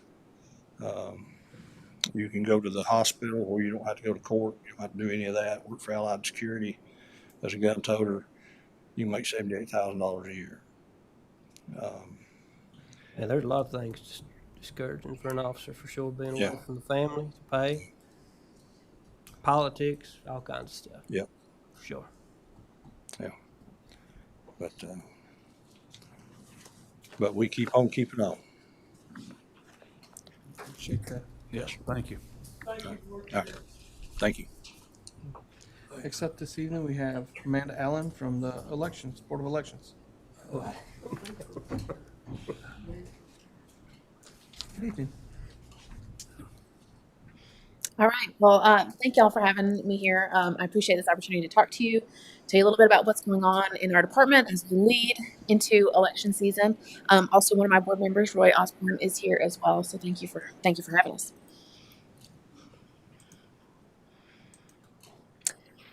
Just as a reminder, our mission is conducting safe, secure, fair, and impartial elections for the people of Jackson County. We try to do that through effective processes, proactive planning, and multi-partisan community-led efforts. We are a 5-member board. Currently, we are down a member, but we should have that vacancy filled in the next couple of weeks. So stay tuned. We should be having a swearing-in ceremony very soon. We are a county department who is governed by state and federal election law, and then we work with the county largely for budgetary things, but also in partnership, and we're trying to work more with different departments throughout the county and collaborate more. We do hold at least one, but sometimes up to 3 elections every year, and contrary to popular belief, we do not work just one day a year. We are working every day, taking care of a lot of election functions to maintain the integrity of our voter rolls, of engaging with candidates, of engaging with office holders, and also talking to our citizens. We have people visit our office every single day asking questions about elections, about their voter registration, how they can leverage their voter registration to help them get a job, how they can get their real ID, those kinds of things as well. I just want to go over some numbers for you that I think are really impactful when we look at the last fiscal year. So in 2025-2026 fiscal year, we had 2 successful elections. We held the municipal elections for our 5 municipalities in Jackson County, and we also held a countywide partisan primary. In those 2 elections, we had over 7,000 ballots cast. We had a record turnout for our municipal, so we had a lot of people coming out really engaged in the leadership of our municipalities in Jackson County, and we had a 22% turnout for our primary. In that period, we had 29 days of in-person voting, so those are days that we are up and moving. We have our full cohort of our precinct workers coming in. We also held 82 days of absentee by mail voting and 20 days where we were in the office processing results. And we were engaging with candidates for over 41 days where we were managing candidate filing, some campaign finance functions as well. We are so blessed in Jackson County to have a robust cadre of precinct workers. During a big election, we expand to about 150 to 175 precinct officials that cover our 13 precincts. These are your experts. These are your community trusted folks. These are your neighbors who come in, they know election law. They are trusted individuals who are helping us have the best possible elections. Every election, they are required to attend at least 2 training sessions. In the last fiscal year, we held over 19 poll worker training sessions. And this is where they get that foundation, where they get hands-on practice and they learn about election administration. In the last fiscal year, we had over 2,000 new registrations processed. These numbers are going to increase the closer that we get to the general election. Since June 1st, we've had over 200 new registrations. So that is people that are moving into our county who have turned 18, who are wanting to get engaged with elections, registering for the first time. That's a big number, and that number is going to continue to grow monthly the closer we get to the election. Voter registration changes for existing voters also happen every single day. You move, you change parties, you want to update your contact information, those kinds of things. Maybe you change your name. So in that fiscal year, we had over 19,000 transactions. So those are the things that we are doing day in and day out. Also, a great thing that we offer as an office, every county board of elections in North Carolina offers, is free voter photo IDs. In North Carolina, every voter is asked to provide a voter photo ID. Most people are going to provide a driver's license or an NCDMV ID, but we also have the ability in our office to prepare those for free, hand them over the counter within just a couple of minutes. And we've also been taking that on the road. We take that to some of our mobile, what we're calling mobile voter photo ID clinics. We might be at a library, we might be at an event on campus, we might be at another department, at a big event that they're having. We're able to help our voters get those IDs. Those IDs are good for 10 years. They are provided completely free of What do you charge. require for an ID? So you need to be a registered voter. So that means that you have provided all of the required information that is required of a registered voter, and your registration is confirmed and validated. So if you are a brand new voter, what you would do is you would be filling out a voter registration form. That's a North Carolina state form that asks a number of required fields. We would also have you fill out the request form for that ID, but we would hold your ID until your voter registration has been validated. So that's about a 2-week process. We've gone through our system. We match it to different state systems depending on what numbers you provide, like if you provide a driver's license versus last 4. And then we're going to mail a voter registration card to you, and about a 2-week period has to pass without that voter registration card being returned to us as undeliverable, like return to sender, like that address might not exist. And once you pass that, we would send it. If you're an existing registered voter, you would fill out a request form with some of that voter information. We make sure it matches your existing account, and then we would be able to issue that over the counter. You don't have to live in the county to register? Yes, you do. So we only do these for our county. Every county board of elections is able to do this for their registered voters. Does every county do that for their voters? Or is it? Yes. So this is a statewide program. All county board of elections are provided with the ability to make voter photo ID. I just wondering, is it an ability or is it something that? No, we have to do it. Okay. Yeah.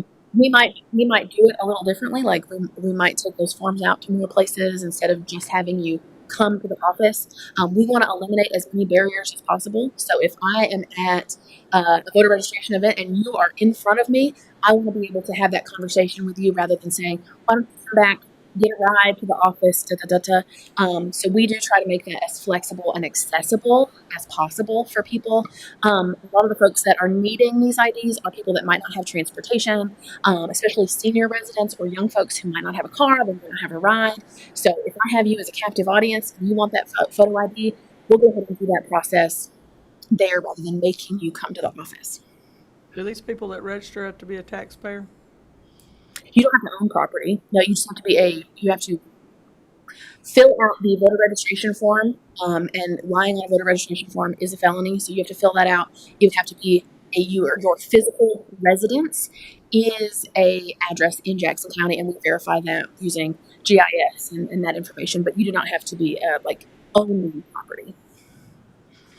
So this is just a great tool that Y'all verify all the information. Yes. Absolutely. It has to go through the state system that we use, the information So it's system that not we as use. simple as handing you a piece of paper and say, "Oh, here you go." No, no. So if you came to an event and we saw you, you would fill out a request form, and I would have to verify that your information matches pre-verified information in your voter registration before I print that and issue it to you. Yes. But that is just something that we're really proud of that we've been able to offer, and we hope more people utilize that. It's a really great tool, especially for folks who might not have another form of ID. Does it make it easier to vote when you have that as a driver's license? Nope, it's exactly the same. They are just really cute little IDs. I share mine with me. The perk is that they do last for 10 years, whereas a driver's license might not last as long, or you might be on the tail end of a driver's license, but this would last. What if you move from here? Like, what if you registered students from Western and they no longer lived here, but they still voted? We have to, if they move from here, they are attesting every time they vote. They fill out something that's called an ATV form. They will be promising that they still live here, that they still reside here under penalty of law. It is a felony to not vote. Also, if they register somewhere else, we do audits every day. That's one of our list maintenance processes that we do daily, weekly, monthly, verifying that if you have registered somewhere else, if you graduate here, you move back home, you register somewhere else, those duplicates are taken care of and the newest registration is retained. We also do audits to verify that we are not having duplicate votes anywhere. So after the election, before the canvassing of the election has occurred, the whole state, we run all of that data, and the state provides us information about if there are any people who have voted in multiple places, and we would be able to challenge those and process those through our board processes. Like, what are we doing different now about like the thumb drives, the one that got put in twice? So that was before my tenure, but we do have a number of audits in place. We also have Who transports the thumb drives? so on election night, the chief judge of every precinct will be bringing a number of things back to the office, including the voted ballots, the paper ballots. Also, they will be bringing the thumb drives, which include the tabulation data. There's an audit process, a chain of custody for that. Generally, those judges are also escorted by a member of the sheriff's department. So they are followed back into the office. There's a chain of custody check-in process, and then that data is read in that night by our office with members of the board, a multi-partisan assembly of the board watching that process. And then those are still unofficial results that night, and we would have to go through the canvass reconciliation process as well. So we do have a number of audits to verify that if any mistakes were to happen, we have gone through, we have reconciled all the votes to make sure that everything looks correct. So I mean, I guess I'm just concerned with the thumb drives like being duplicated. They're not putting a certain block box that Yes. once they arrive. So once they arrive, they are read into our system. This is an air-gapped computer that does not have access to the internet whatsoever. So that information is read into that computer. A report is generated. I upload that report to the state, and then those thumb drives are in a locked facility in a locked safe. From the precinct to the And they are carried in a sealed pouch with the judge, with their materials. There's a chain of custody, and they are followed by the sheriff's department from the precinct to our office. Yeah. My thing is, I don't want to hold you up much on the past, but I don't know how on that it was our election 4 years ago. It's way back in the past, but I don't know how would it be something to do with the system that malfunctioned that caused it to count twice, or was it someone that input those votes? That I wouldn't know. That was before my tenure. In my experience, so we do a mock election prior to every single election. So even if we have this election in November and say there was to be a runoff, we would still do another mock. And in that instance, it's where we're testing all of our equipment, and we actually read in the results like we were pretending it's election night. So we're testing our system, the state system, everything. In my experience, if you ever mess up, it does pop up an error. But I can't speak to what happened before my tenure. Yeah, I mean, I've not heard that with you. So, Thank you. I was just curious. I've been curious for 4 years how the votes got It was counted twice. the same thumb drive put in twice. So, Absentee ballot. but that was mitigated before Canvas. So No. we do have a number of guardrails between those processes so that if any mistakes happen on election night, those are always unofficial results until we go through all of the reconciliation processes, all of the audits. We also, for every single election, we do a randomly selected hand-eye audit where we count them by hand, and any discrepancies have to be accounted for in that as well. you know, that it, not just us, it wasn't fair to all the candidates. I mean, because it could have, It would have changed the it would have election. changed the election, so it wasn't fair to both sides, both candidates on each ticket. I mean, it wasn't fair. So it's, hopefully there's something in place now to keep that from happening. I have to believe that there are. We tried the best that we can with as many procedural things, with as many chain of custody things, and then also with audits, with reconciliation, with a number of checks and balances after the fact as well before Canvas. So I have to believe that we would take care of that. Some accomplishments in the last fiscal year, some things that we're really proud of as a department. We did roll out a new piece of early voting equipment. This is called an express vote printer. This helps reduce the margin of error during early voting when we are trying to make ballots ensure that you receive the correct ballot, and also that those ballots during early voting are traceable in the need that in one of those audits we need to address something. So that was successfully rolled out. We also were able to receive some Helene response funds to provide some additional emergency infrastructure. We are incredibly lucky here to have a great partnership with emergency management, also with the sheriff's office. But as we saw during Helene, in the event that there is a county-wide incident that happens during election time, there may be other priorities where some things need to be allocated to shelters, to emergency response. So we were able to purchase some generators that would be specifically designated for the Board of Elections in the event that we had another county-wide incident where that kind of power infrastructure needed to be allocated to other emergency areas. Also, all 4 of our full-time staff completed a federal professional certification from the Election Assistance Commission. So that is the federal agency that governs elections. All 4 full-time staff members received that credential this summer, which is really great. Also, we held dozens of outreach events, including voter education, registration, and community engagement events. We have gone all over this county trying to reach as many people and make sure that they feel confident in their voter registration information, in the security and fairness of elections in Jackson County. And then also we held our Youth I Voted sticker contest, and we'll be touching on that in just a second. Our goals for 2026 and 2027, a lot of these are similar goals that we're going to have forever. We want to have safe and secure elections. We want to maintain high election standards.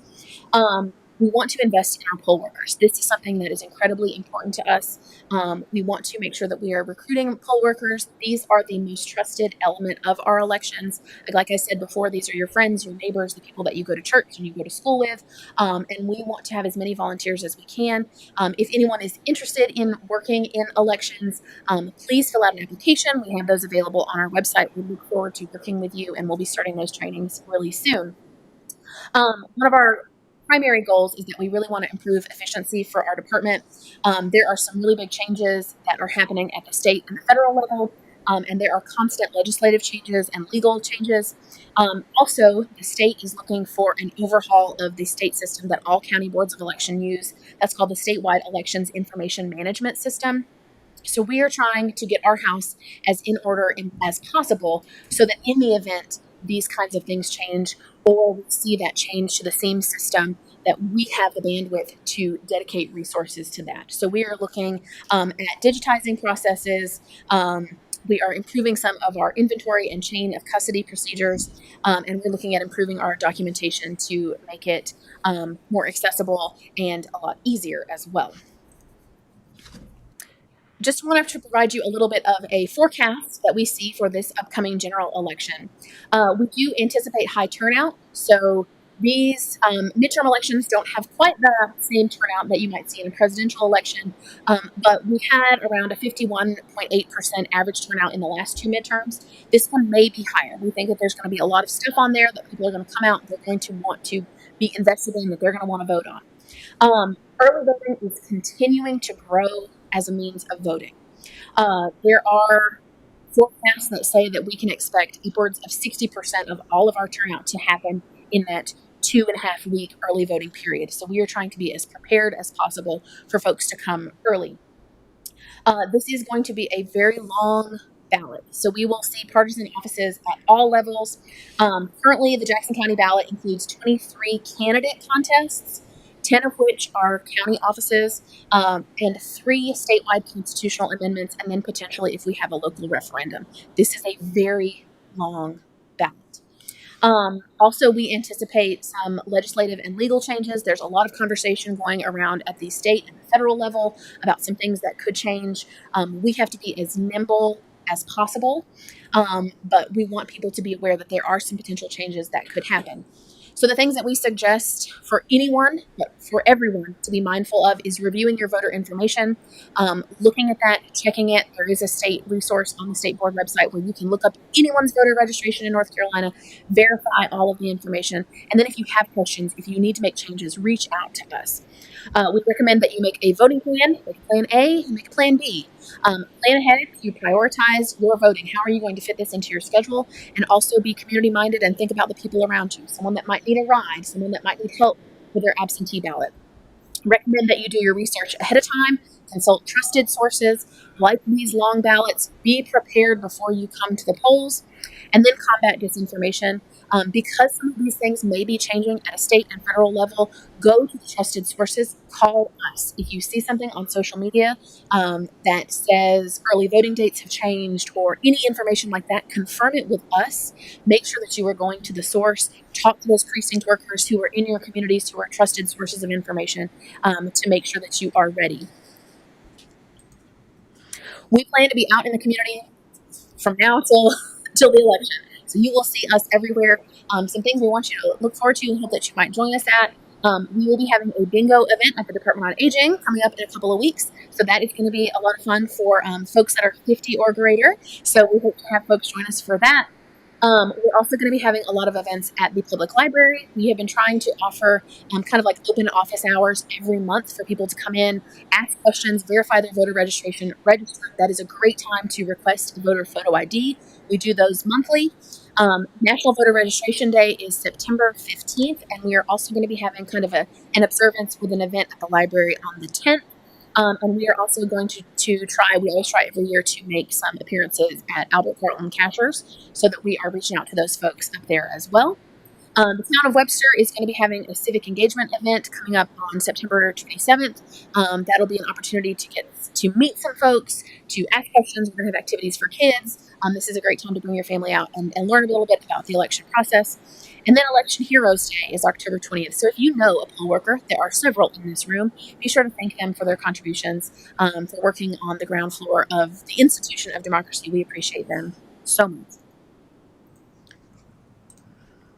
These are just some election dates to be aware of. You guys have these printed out, but also for anyone in the audience, this is on our website. These are things to be mindful of. When can you early vote? When is the registration deadline? Those sorts of things. Always call our office with any questions. And then this is the exciting, really good news that I'm so excited to share with y'all. This year we did a Youth I Voted sticker contest. We solicited designs from local K-8 students, so you had to have completed kindergarten to 8th grade. We received 39 entries from kids that were as young as 6 up to 15 years old. Our board selected the top 10, and then we opened it to the public to vote. We got almost 300 votes in the last couple of weeks to determine who our I Voted sticker will be. And so we're going to share that news with y'all. You guys are the first to hear it. So our third place winner is Miller Soulsby. He is 8 years old. Our second place winner is Lincoln Brooks, also 8 years old. And then our winner, which will be featured in all of our polls, this will be the I Voted sticker that you can receive. Oh my goodness. Anticipation, people. Is Naomi Pratt. She is 7 years old. All of these top 3 will be receiving prizes and certificates. They're getting local business prize packs. But Naomi's design will be printed locally. We will have those available at all of our polling sites. If any of you like this design, if you are excited about it, you need to come vote so that you can receive yours. We will have these available as long as supplies last. All right. Do you guys have any questions? No, I just think it's cute that y'all did that with the kids, but I think it's odd that you go and do bingo with the age people. I mean, that's a wonderful thing to do, but you're the Board of Elections. So we try to do every year whenever we have an election, we try to do an educational event at the Department on Aging. So we have done things with AARP, talking about voter photo ID, especially with some folks that they may have surrendered their driver's license. So we are going to be combining the education piece, but also having a little bit of fun. It is going to be voting themed bingo. So we're going to be talking about early voting, the dates, how they can get involved, and they'll have a chance to win some prizes. But it is an educational event at heart because this group of folks are actually one of the highest groups of turnout. These are our most reliable voters, and we want to make sure that they know all of their options, like they can use absentee by mail, that we have curbside voting, that all of our sites are accessible to anyone who might have mobility, vision, hearing challenges, and that we will make sure that they are taken care of. And poll workers. And poll workers. Yeah, they are the Department on Aging. That's some of our biggest cadre of poll workers. These are folks that have time. That have more flexible schedules, and we love having them at our office. Well, I guess I'm saying that's great that you're going and talking to them, but I guess where I'm coming from is I've heard so much over the years about people going to nursing homes and getting people to vote, and they don't even know what they're doing. So across the state, I mean, the people that are voting is what I'm saying. So in North Carolina, all county boards of elections are required to have something called a MAT team. So that is a multi-partisan assistance team. This is a trained, sworn, appointed team. They have to receive training every 2 years. They have to be appointed by our board. And these folks, we partner with the nursing homes or the long-term care facilities in our county. We help them complete their absentee request forms, and we also go back and we can help them with anything they might need in completing that.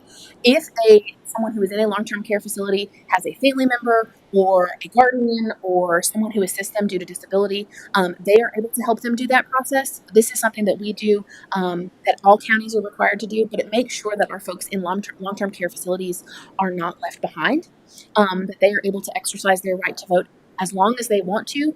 There's also no competency requirement in North Carolina, so if they say that they want to vote, they tell us, they fill it out how they want to. That's why they go. But it is a multi-partisan. They are trained, and it is always when our team is assisting a voter, it is always members of two different parties who are assisting that voter. It is never the same party, and they hold themselves to the same level as our precinct workers. They cannot have any partisan conversations. They cannot suggest they vote one way or the other. They read the ballot and help them.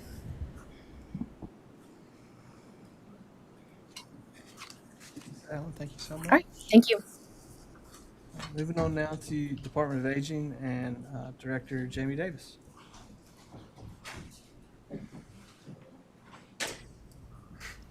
Good evening. Good evening, guys. Thanks for having me here. I appreciate it. Proud to be here. We had an amazing year this year. Chris Weatherford's about to have a heart attack. I've got a 22-page document up here. I'm going to go through it a little quicker, so we're going to go through it a little fast. But first and foremost, this is not the new picture.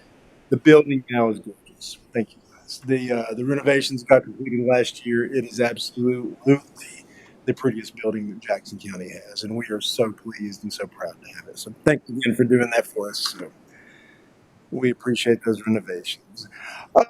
Just a one-stop shop and resources are dedicated to providing services and support to the aging population of Jackson County. And what is aging? That's 50 or better. We like to say better because things get better as they age. Our mission is we aim for the highest quality of life for all of our seniors in Jackson County. You guys can read a lot of this stuff. The building opened in 2009. We do have locations in Catchers at the Senior Center there. We have the wood shop. We have woodlots at the Methodist Church in Tullowee. We have been so generously given a spot at the old TNS Hardwood building for a little while. We appreciate that in Calvary Church Road. We have over 600 volunteers every year. We are governed by our Council on Aging Advisory Board, and that is full right now, and we are very pleased to have everyone.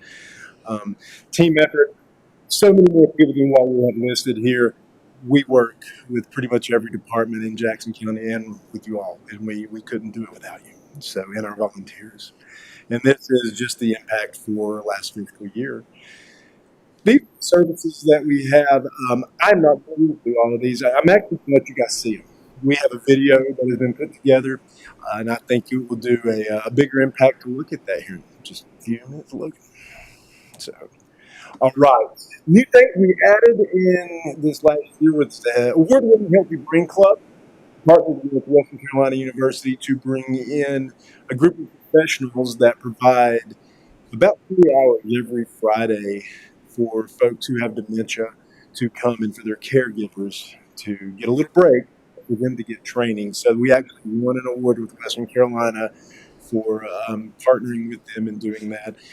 We did an understanding long-term care and what we have for respite options in Jackson County. I hate Mr. Smith's not here. That was his idea. And we worked hard and put that together. Had about 60 participants come out to that and learned what we have options available in Jackson County. With our blood drives, we had 132 units donated over 3 drives. That is an amazing amount of blood just in 3 drives for Jackson County. We started a beginner and basic self-defense class. We did bingo size. We started a grief support, and our Golden Airs music troupe is back in action. They have their first gig tomorrow, and they are tickled to death. Okay. And, all right. And we're planning on adding a repair cafe, and that is we have partnered with a group from around Western North Carolina. We are actually going to work on Saturdays to, if you've got a broken down TV, broken down whatever you want to bring in, you've got a group of volunteers coming in, we're going to work on this stuff for free. Basically, you buy the parts, and they're going to work on fixing that for you. Oh, I mean, no TV repair shops anymore. We're going to try to bring that back. We have a dementia respite group that we are working on getting up and started, and that is going to provide respite again for the caregivers of dementia sufferers. And we have our woodworking class and group that is getting ready to get started. Project here, I highlighted in green where we went over from last year. This year we built 46 ramps. We built 10 ramp deck repairs. We had 4 sets of stairs and 6 handrails. We lost a little bit there, but we'll see where we made up for it. We installed people grab bars. We had 109 volunteers. That's mixed groups from churches, educational schools, and things of that nature. They provided us 353 hours. We kind of made up, we added concrete landings. We started doing some concrete work. We donated fans through Project Care to 24 seniors, and that was a Duke Energy project. We also were able to donate 2 window AC units and install 2 air conditioners. So great work there. Project Fire, where we give fire to rural elderly. We do a volunteer day once a month on a Saturday from October through March. We delivered 284 pickup truck loads of firewood. We're up 14 loads from that. It's all donated to us. We do not buy it. Have 106 volunteers that cut, split, and delivered, and they worked a total of 870 hours. This mouse is all over the place. Fight me again. It's still. Oh, you. I do. I'm doing awesome. Thanks, Logan. All right, Logan. Next. Let's see if that works. That's beautiful. Okay, the Senior Center this year, we have activities including trips, clubs, classes, health and wellness. We had 899 participants for our classes and events and 702 guests, and that was up 45 participants from last year. We had 656 participants for our health and wellness classes and 200 guests. Exactly the same number of guests, and we added 56 participants. We had an additional 585 people served by AARP tax aids last year, with 14 volunteers helping with that. We do virtual classes as well, and we are a certified Senior Center of Excellence. One other thing that we have done in the past 2 months, we have added 70 people. That is quite a lot. That's good. Logan? We had the Smoky Mountain Senior Games this year. We had 83 participants. We added 20 people going to Raleigh. So we've got about 40 folks going to Raleigh for the senior games coming up in September. We're proud of that. So can't wait to see how they do. We did have a couple of state champions from Jackson County last year. Yeah, they threw a picture of me in there looking like I was trying to do something at the bottom. It's cute. Caring Hands and Support Services. This is probably one of the toughest positions that we have there. We have a lady who provides our list of our CNAs that we have vetted, that the county has allowed us to vet, and folks hire these people to come into their homes and care for their loved ones. So we gave lists to 158 new families. We currently have 223 people in Jackson County receiving this list of people to help with their loved ones. We trained 41 folks, and you can see we had higher numbers there. Project Lifesaver, we have 10 bracelets that are able, with the Sheriff's Department, to track folks if they get out of their home, and we are able to help find them in case they are lost. We have 10 of those out right now.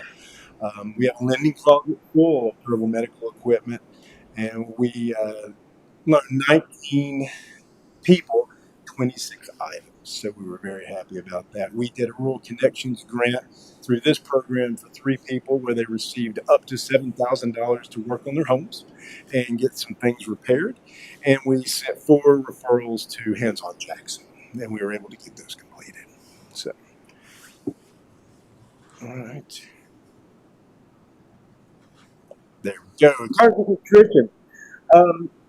Basically, altogether, the only thing you need to know about our nutrition program is we provided over 50,000 meals to folks in Jackson County.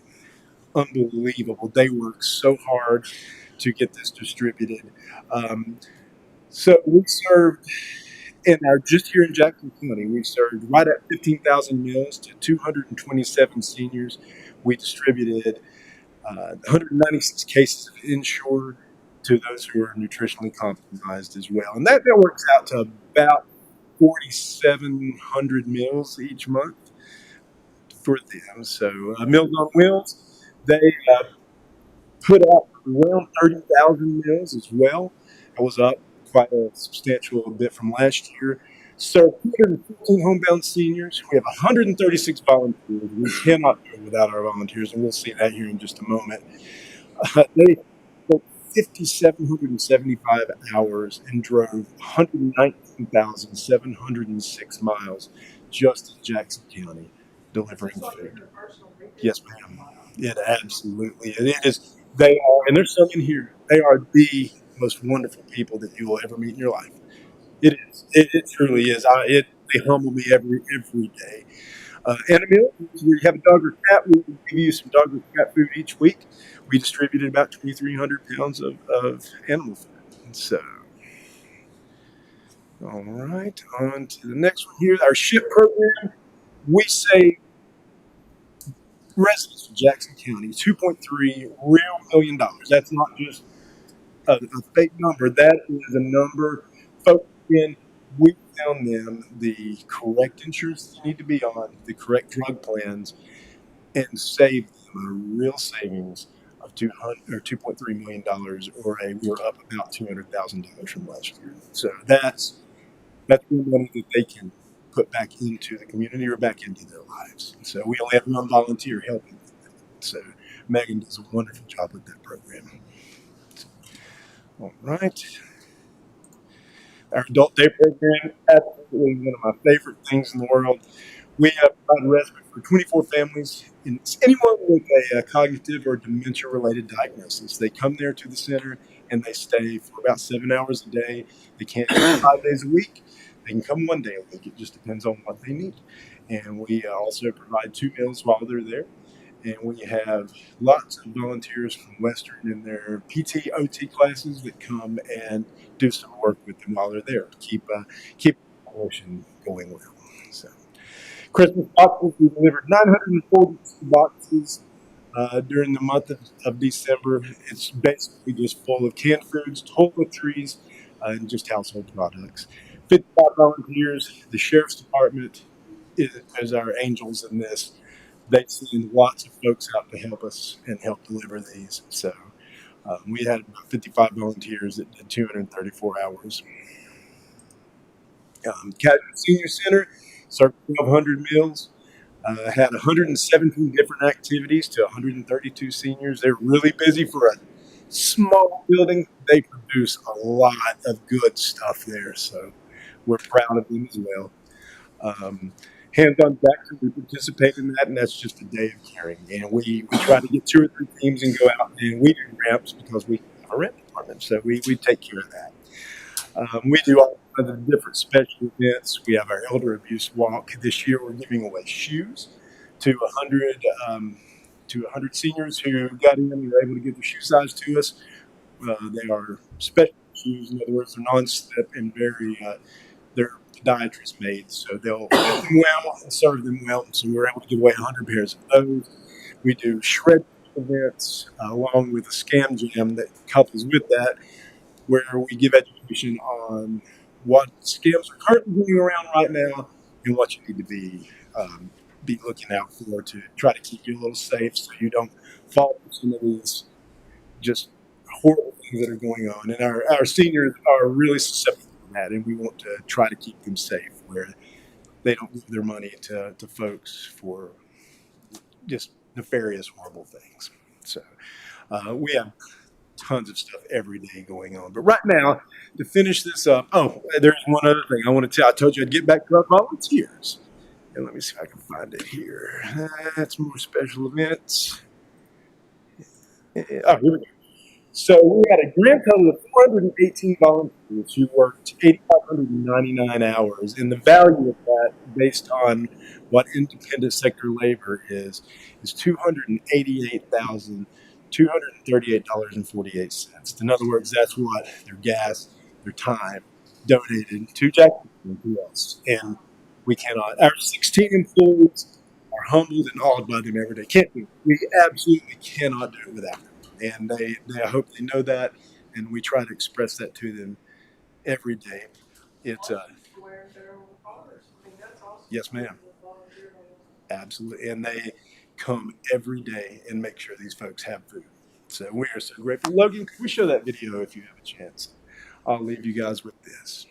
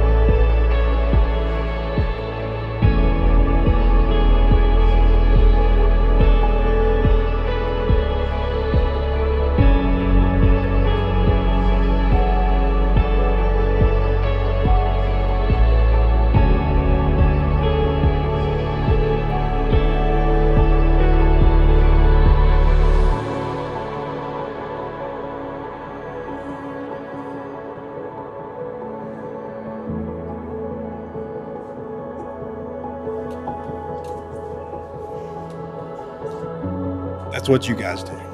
When you help us to help all of our folks in Jackson County, I appreciate that, and I humbly thank you guys for giving us what you give us. Thank you, folks. Any questions? Fine work you do. I know it impacts a lot. It's a great place. Yeah, y'all do a fine job. There's so many people out there, so many old people, older folks that their families just forget about them, and their daddy, their mama, they just leave them, and it's so good to see. They're our family, so that's all right. We got so it. good to see that. Thank you, guys. Thank you so much. Have a good evening. Next up this evening, we have Chris Weatherford, Social Services Report. Well, Jamie should have gone last. After that, we need some tissue. No, Chris Weatherford, Jackson County Department of Social Services, here to give you some information about this past year to look ahead to this coming year. Am I driving? Some general updates for you real quick.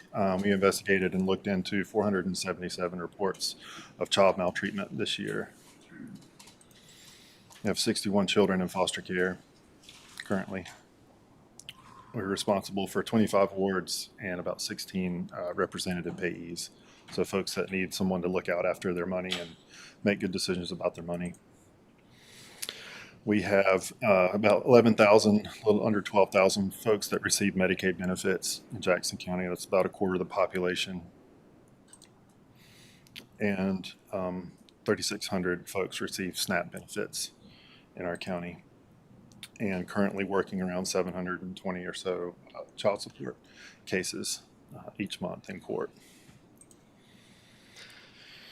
And we had about 1,400 citizens receive energy assistance, and that actually equates to about 1,200 households. So multiple people in households, that number is a little bit larger than that. This past year, with the help of our board chair and some folks from the Western Carolina University Economics Department, put together an impact report of just SNAP benefits and Medicaid benefits for Jackson County and what the total economic impact of these programs are. So we worked with Dr. Stephen Ha of Western Carolina University and completed this first of its kind economic study for the local impact of these two federal programs. The total economic impact of those programs is $144 million to Jackson County. So the initial investment, the initial injection of these benefits into our economy is around $8 million for SNAP benefits. And then, so if you look at each dollar spent, that's coming from outside of our economy into our economy. Each of those dollars spent gets respent. A portion of that dollar gets respent in our county. So like a dollar gets spent to Ingalls, a portion of that dollar pays the workers of Ingalls, and they spend a portion of that dollar buying gas to go to and from work or food to feed their families. So portions of those dollars keep getting respent, and so that's called a multiplier effect, and you get this big injection into our economy. So from that initial $8 million in SNAP benefits and around $90 million in Medicaid payments equal around $140 million or $144 million into Jackson County annually. This becomes important in just a few minutes. So this includes, and his economic report includes all the different tax breakdowns, the amount of jobs that these programs help create and support.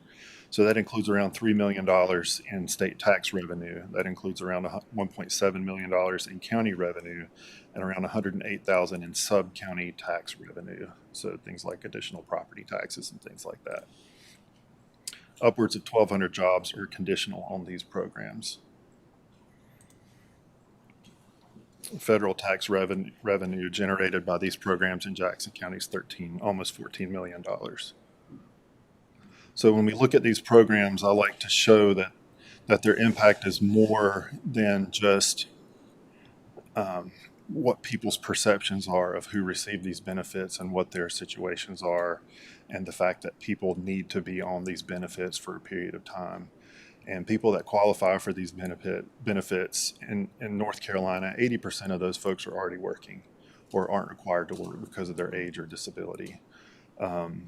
there's this idea of the working poor and people that are working in our county for our county that don't make enough money to support their families and can't pay the ever increasing rent costs, can't pay increasing food costs and gas costs, and qualify for these programs and take part in these programs because they help folks get to a better place. So I want to talk a minute about the funding of these programs that is at risk at this time. If these programs shrink, then so does our local impact. So if we look at fewer of these people receiving these benefits and fewer of those resources coming to our county, it's going to impact us negatively economically.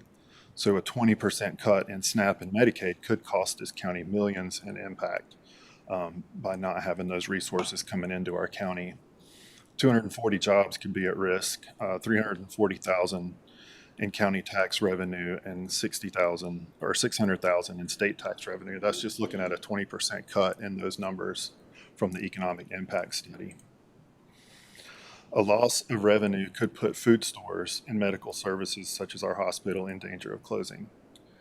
If, just for instance, I don't have the numbers because they're really difficult to get, how much each store receives in EBT services, how much of that counts towards their revenue. But if, let's say, Ingalls, just shooting from the cuff, if they get 20% of their revenue from EBT and all of a sudden EBT drops, that's going to be a negative impact to their business, and it could impact which stores we have available in our county. Jackson County has already lost $229,000 in federal funding for the administrative costs of SNAP alone this year. That'll go into effect in October. Due to House Resolution 1 or the Big Beautiful Bill, counties will lose millions in state tax revenue next year. The state-mandated county-administered system, we are one of 9 states that operate a state-mandated county-administered system, which means these are state policies, these are state programs, and federal policies that go along with those, but the county administers these programs.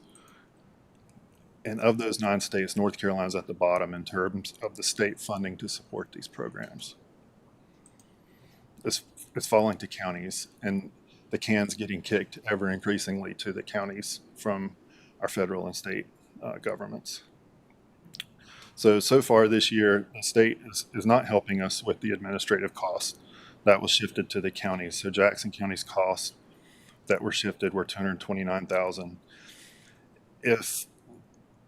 If North Carolina doesn't pass a certain level of the percentage of errors that are made in this program at the state level, then each county can be penalized for a percentage of the actual benefits this coming year, starting in October. And just like with the administrative costs, the state's looking at the counties going, wow, that's really expensive. How are y'all going to afford that? And that's a really good question. So we're still looking at the complicated way that they've come up to charge counties for that. And I don't have any 100%, this is how it's going to be, but it's looking like they're going to apply a flat fee to all counties, and then whatever your county specific error total was, there's a percentage based on your tax rate and all these other things. It's a really complicated, long math problem to figure out, but I do have a couple of examples to tell you about. But it's looking like in the spreadsheet that we have currently going that Jackson County's flat fee will be at least $162,000 next year. And if our state error rate doesn't improve, then the state will be responsible at this point for 5% of the SNAP benefit cost for the state of North Carolina, which is $140 million plus or minus. I don't want to be the county that fails our state. What's the error rate? Where's that calculated? So the error rate is how many mistakes are made either giving folks too little or too much benefit based on the application process, the approval process, the verification process of. Who determines the error rate? That's judged by the state and federal, yeah. So the way it counts is not necessarily how many mistakes, but how much those mistakes were. So anything under, I think it's like $48 doesn't count. But if it's over that, it starts counting towards your payment. So the two examples I've been given are in one county, and $178 error is going to cost the county $115,000 in tax revenue. That's where they're going to take the money from, is the state tax revenue coming into the counties. Another example was a $318 error is going to cost the county $289,000. Those are two errors and large sums of money based on those errors. And the error can occur from anything from getting a date wrong, transposing two numbers in income, not sending a verification of employment out timely. There's lots of different ways that either a worker can make an error, or the system that we use in the computer to do all this work can also generate errors. And if we don't catch those and fix them, then that can count as an error against the county too. So it's very... Everyone makes mistakes. Huh? Everyone makes mistakes. Absolutely. We're human. Absolutely. That $140 mistake costs the county $115,000. Exactly. About ridiculous. Yeah. So a trained and experienced workforce is vital to us. I've got to be able to recruit and retain and keep people long enough to become experienced at these positions and at these jobs. And that's becoming increasingly difficult to do. Those positions, are they social workers? Those are income maintenance caseworkers that do that, and they start at around $33,000 right now. Yeah, that's... And what kind of, is there any type of degree for that, or is it just a high school? High school diploma, and hopefully some sort of experience working with numbers or working with policies, or working in a bank, or some sort of accounting background, anything like that. Insurance background? Possibly. Is it full-time or part-time? Full-time. I don't know who you're going to get for that amount. It's becoming hard to offer that salary, to call people to offer jobs, to be honest. Well, to retain, I mean, you may get somebody work maybe a year, get a little bit of experience, but yeah, that's barely enough to get by. After a year, they do get a bump up to 37.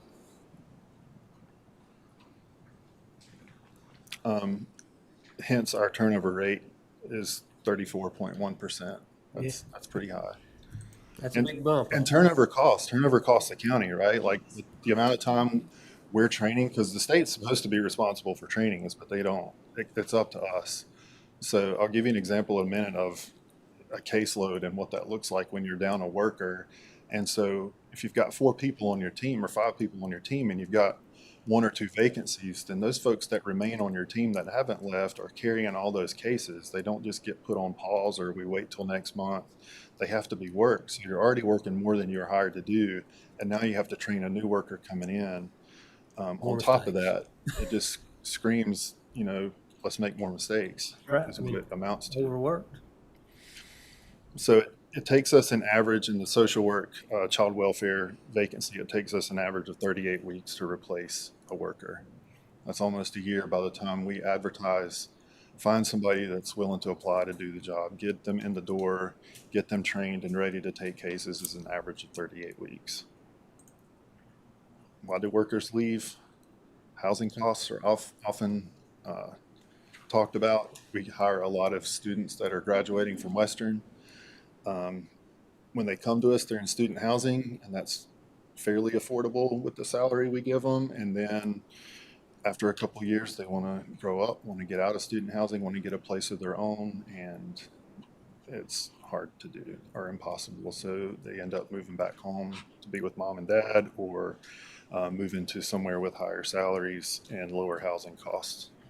The workload to pay balance is what's often cited as well, which is just the abundance of work and the stress of the work with the pay doesn't match. And, like the sheriff was saying, if you can go to cookout and make just a little bit less, punch your clock and do your time for 8 hours and go home and not have to worry about all the stuff you saw that day and the kids and the fact that you haven't been able to do X amount of work because you just don't have time in the day, it becomes appealing for folks to do other things. Make a hamburger and go to the house. Mhm.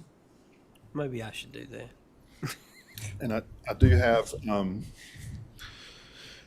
data from our Office of State Human Resources at the state. I'll be glad to pass that along that tells us what our salaries are in comparison with counties like ours in size and structure with the size of the department. And we're near the bottom of those salaries as well. I need greater flexibility in determining starting salaries for workers. I need some freedom within boundaries to determine what type of experience counts. How can I recruit the best and pay them the most that I possibly can to get them in the door and trained? The system we have right now doesn't allow me to do that. It's pretty rigid and it's pretty stuck, and it's causing me to lose employees that I could be hiring. How many positions do you have open right now? I average probably between 4 and 8 vacancies. And that's on a given day across the whole department. Correct? Across the whole department. It's been as high as 12, and I've had it down to 1 or 2, getting painfully close to being fully staffed. And a lot of folks are holding on and hold as long as they can. Any improvements that we can make to salaries on the front end will more than equal savings on the long term. And I know there's been a lot of discussion in the news with counties getting taken over by the state in their child welfare units. And you see a lot in the media about that. When a county has a tragic accident, the state comes in and reviews files and they find systematic lapses in policy. The county wasn't able to do this, do that. Their documentation's not up to date. Well, when that happens, when the state comes in and divests, they're going to hire from everywhere they can contract workers to come in, and they're going to hand you all the bill for that.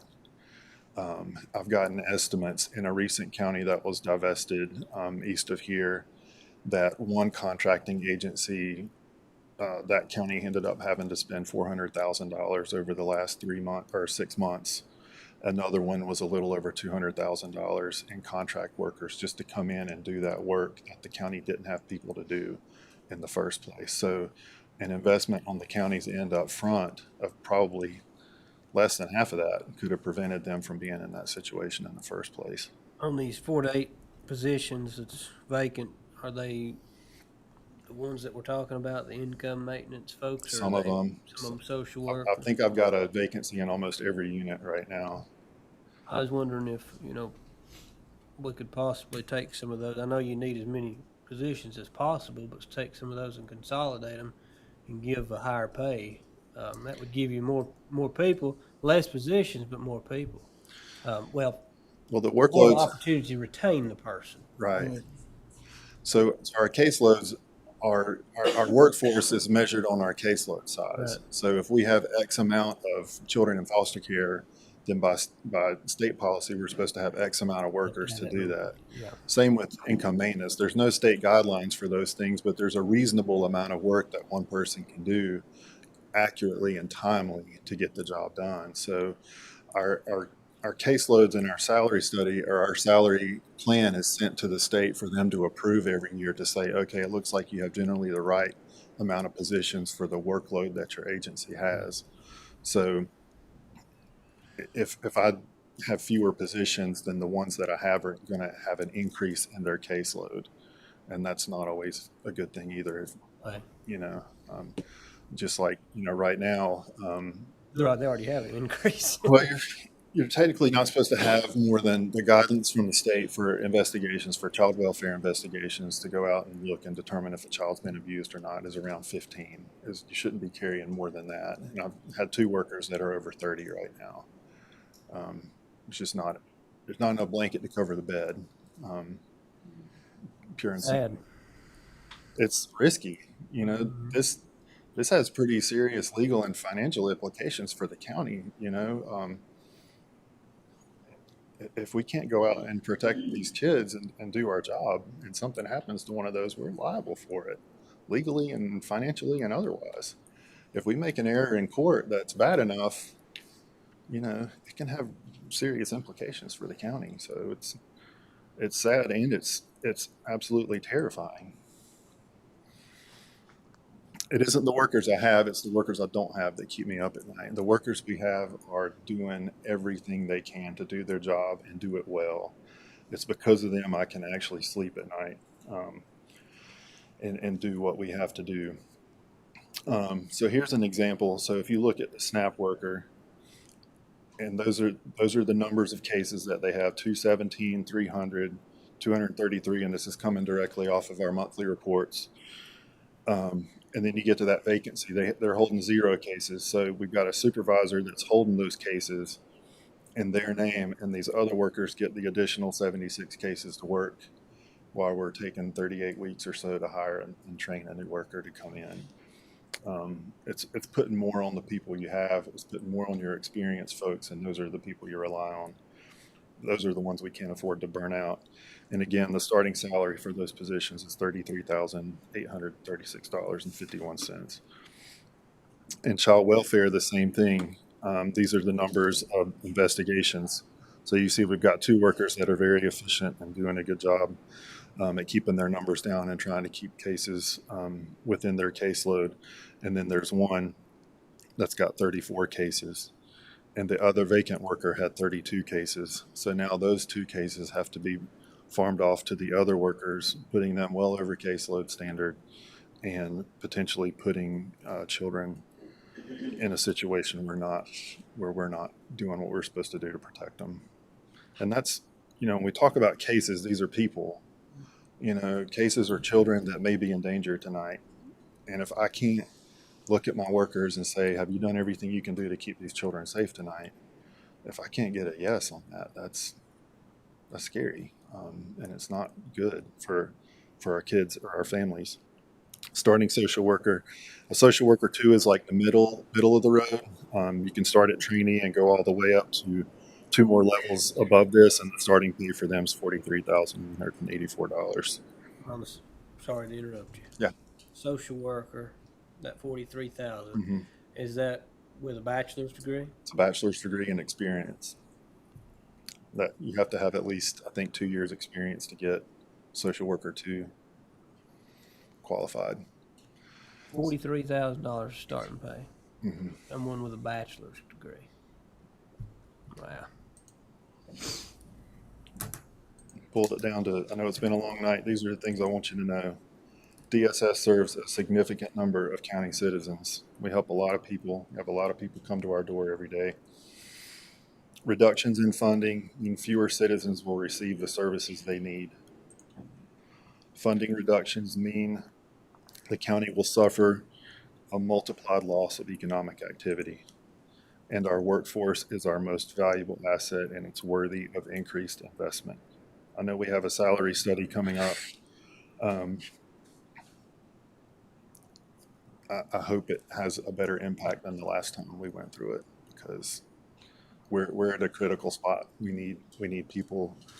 We need to recruit and keep people and train them so that they can help. Well, thank you so much. Any questions from the board? They keep hearing unemployment rates coming down. Where are they going? I have positions open in my business. Obviously, we heard from the sheriff. Mm-hmm. Multiple positions open. You have multiple positions open. Where are they at? Where are the workers at? It's a great question. It's the kind of work too, and it's the balance of what you're doing with what you're getting paid for. So. Yeah. Well, there's, like you said, and Sheriff said, they both said it. You can go anywhere and make more than what you're starting off with a 4-year degree. You're adding competition by having other counties Yeah. as well. What's well, I'll talk to you about that later. Okay. That's all. That's it. Thank you so much. With no further business, is there a motion to adjourn? So moved. And a second? Second. All in favor? Aye. Aye. None opposed.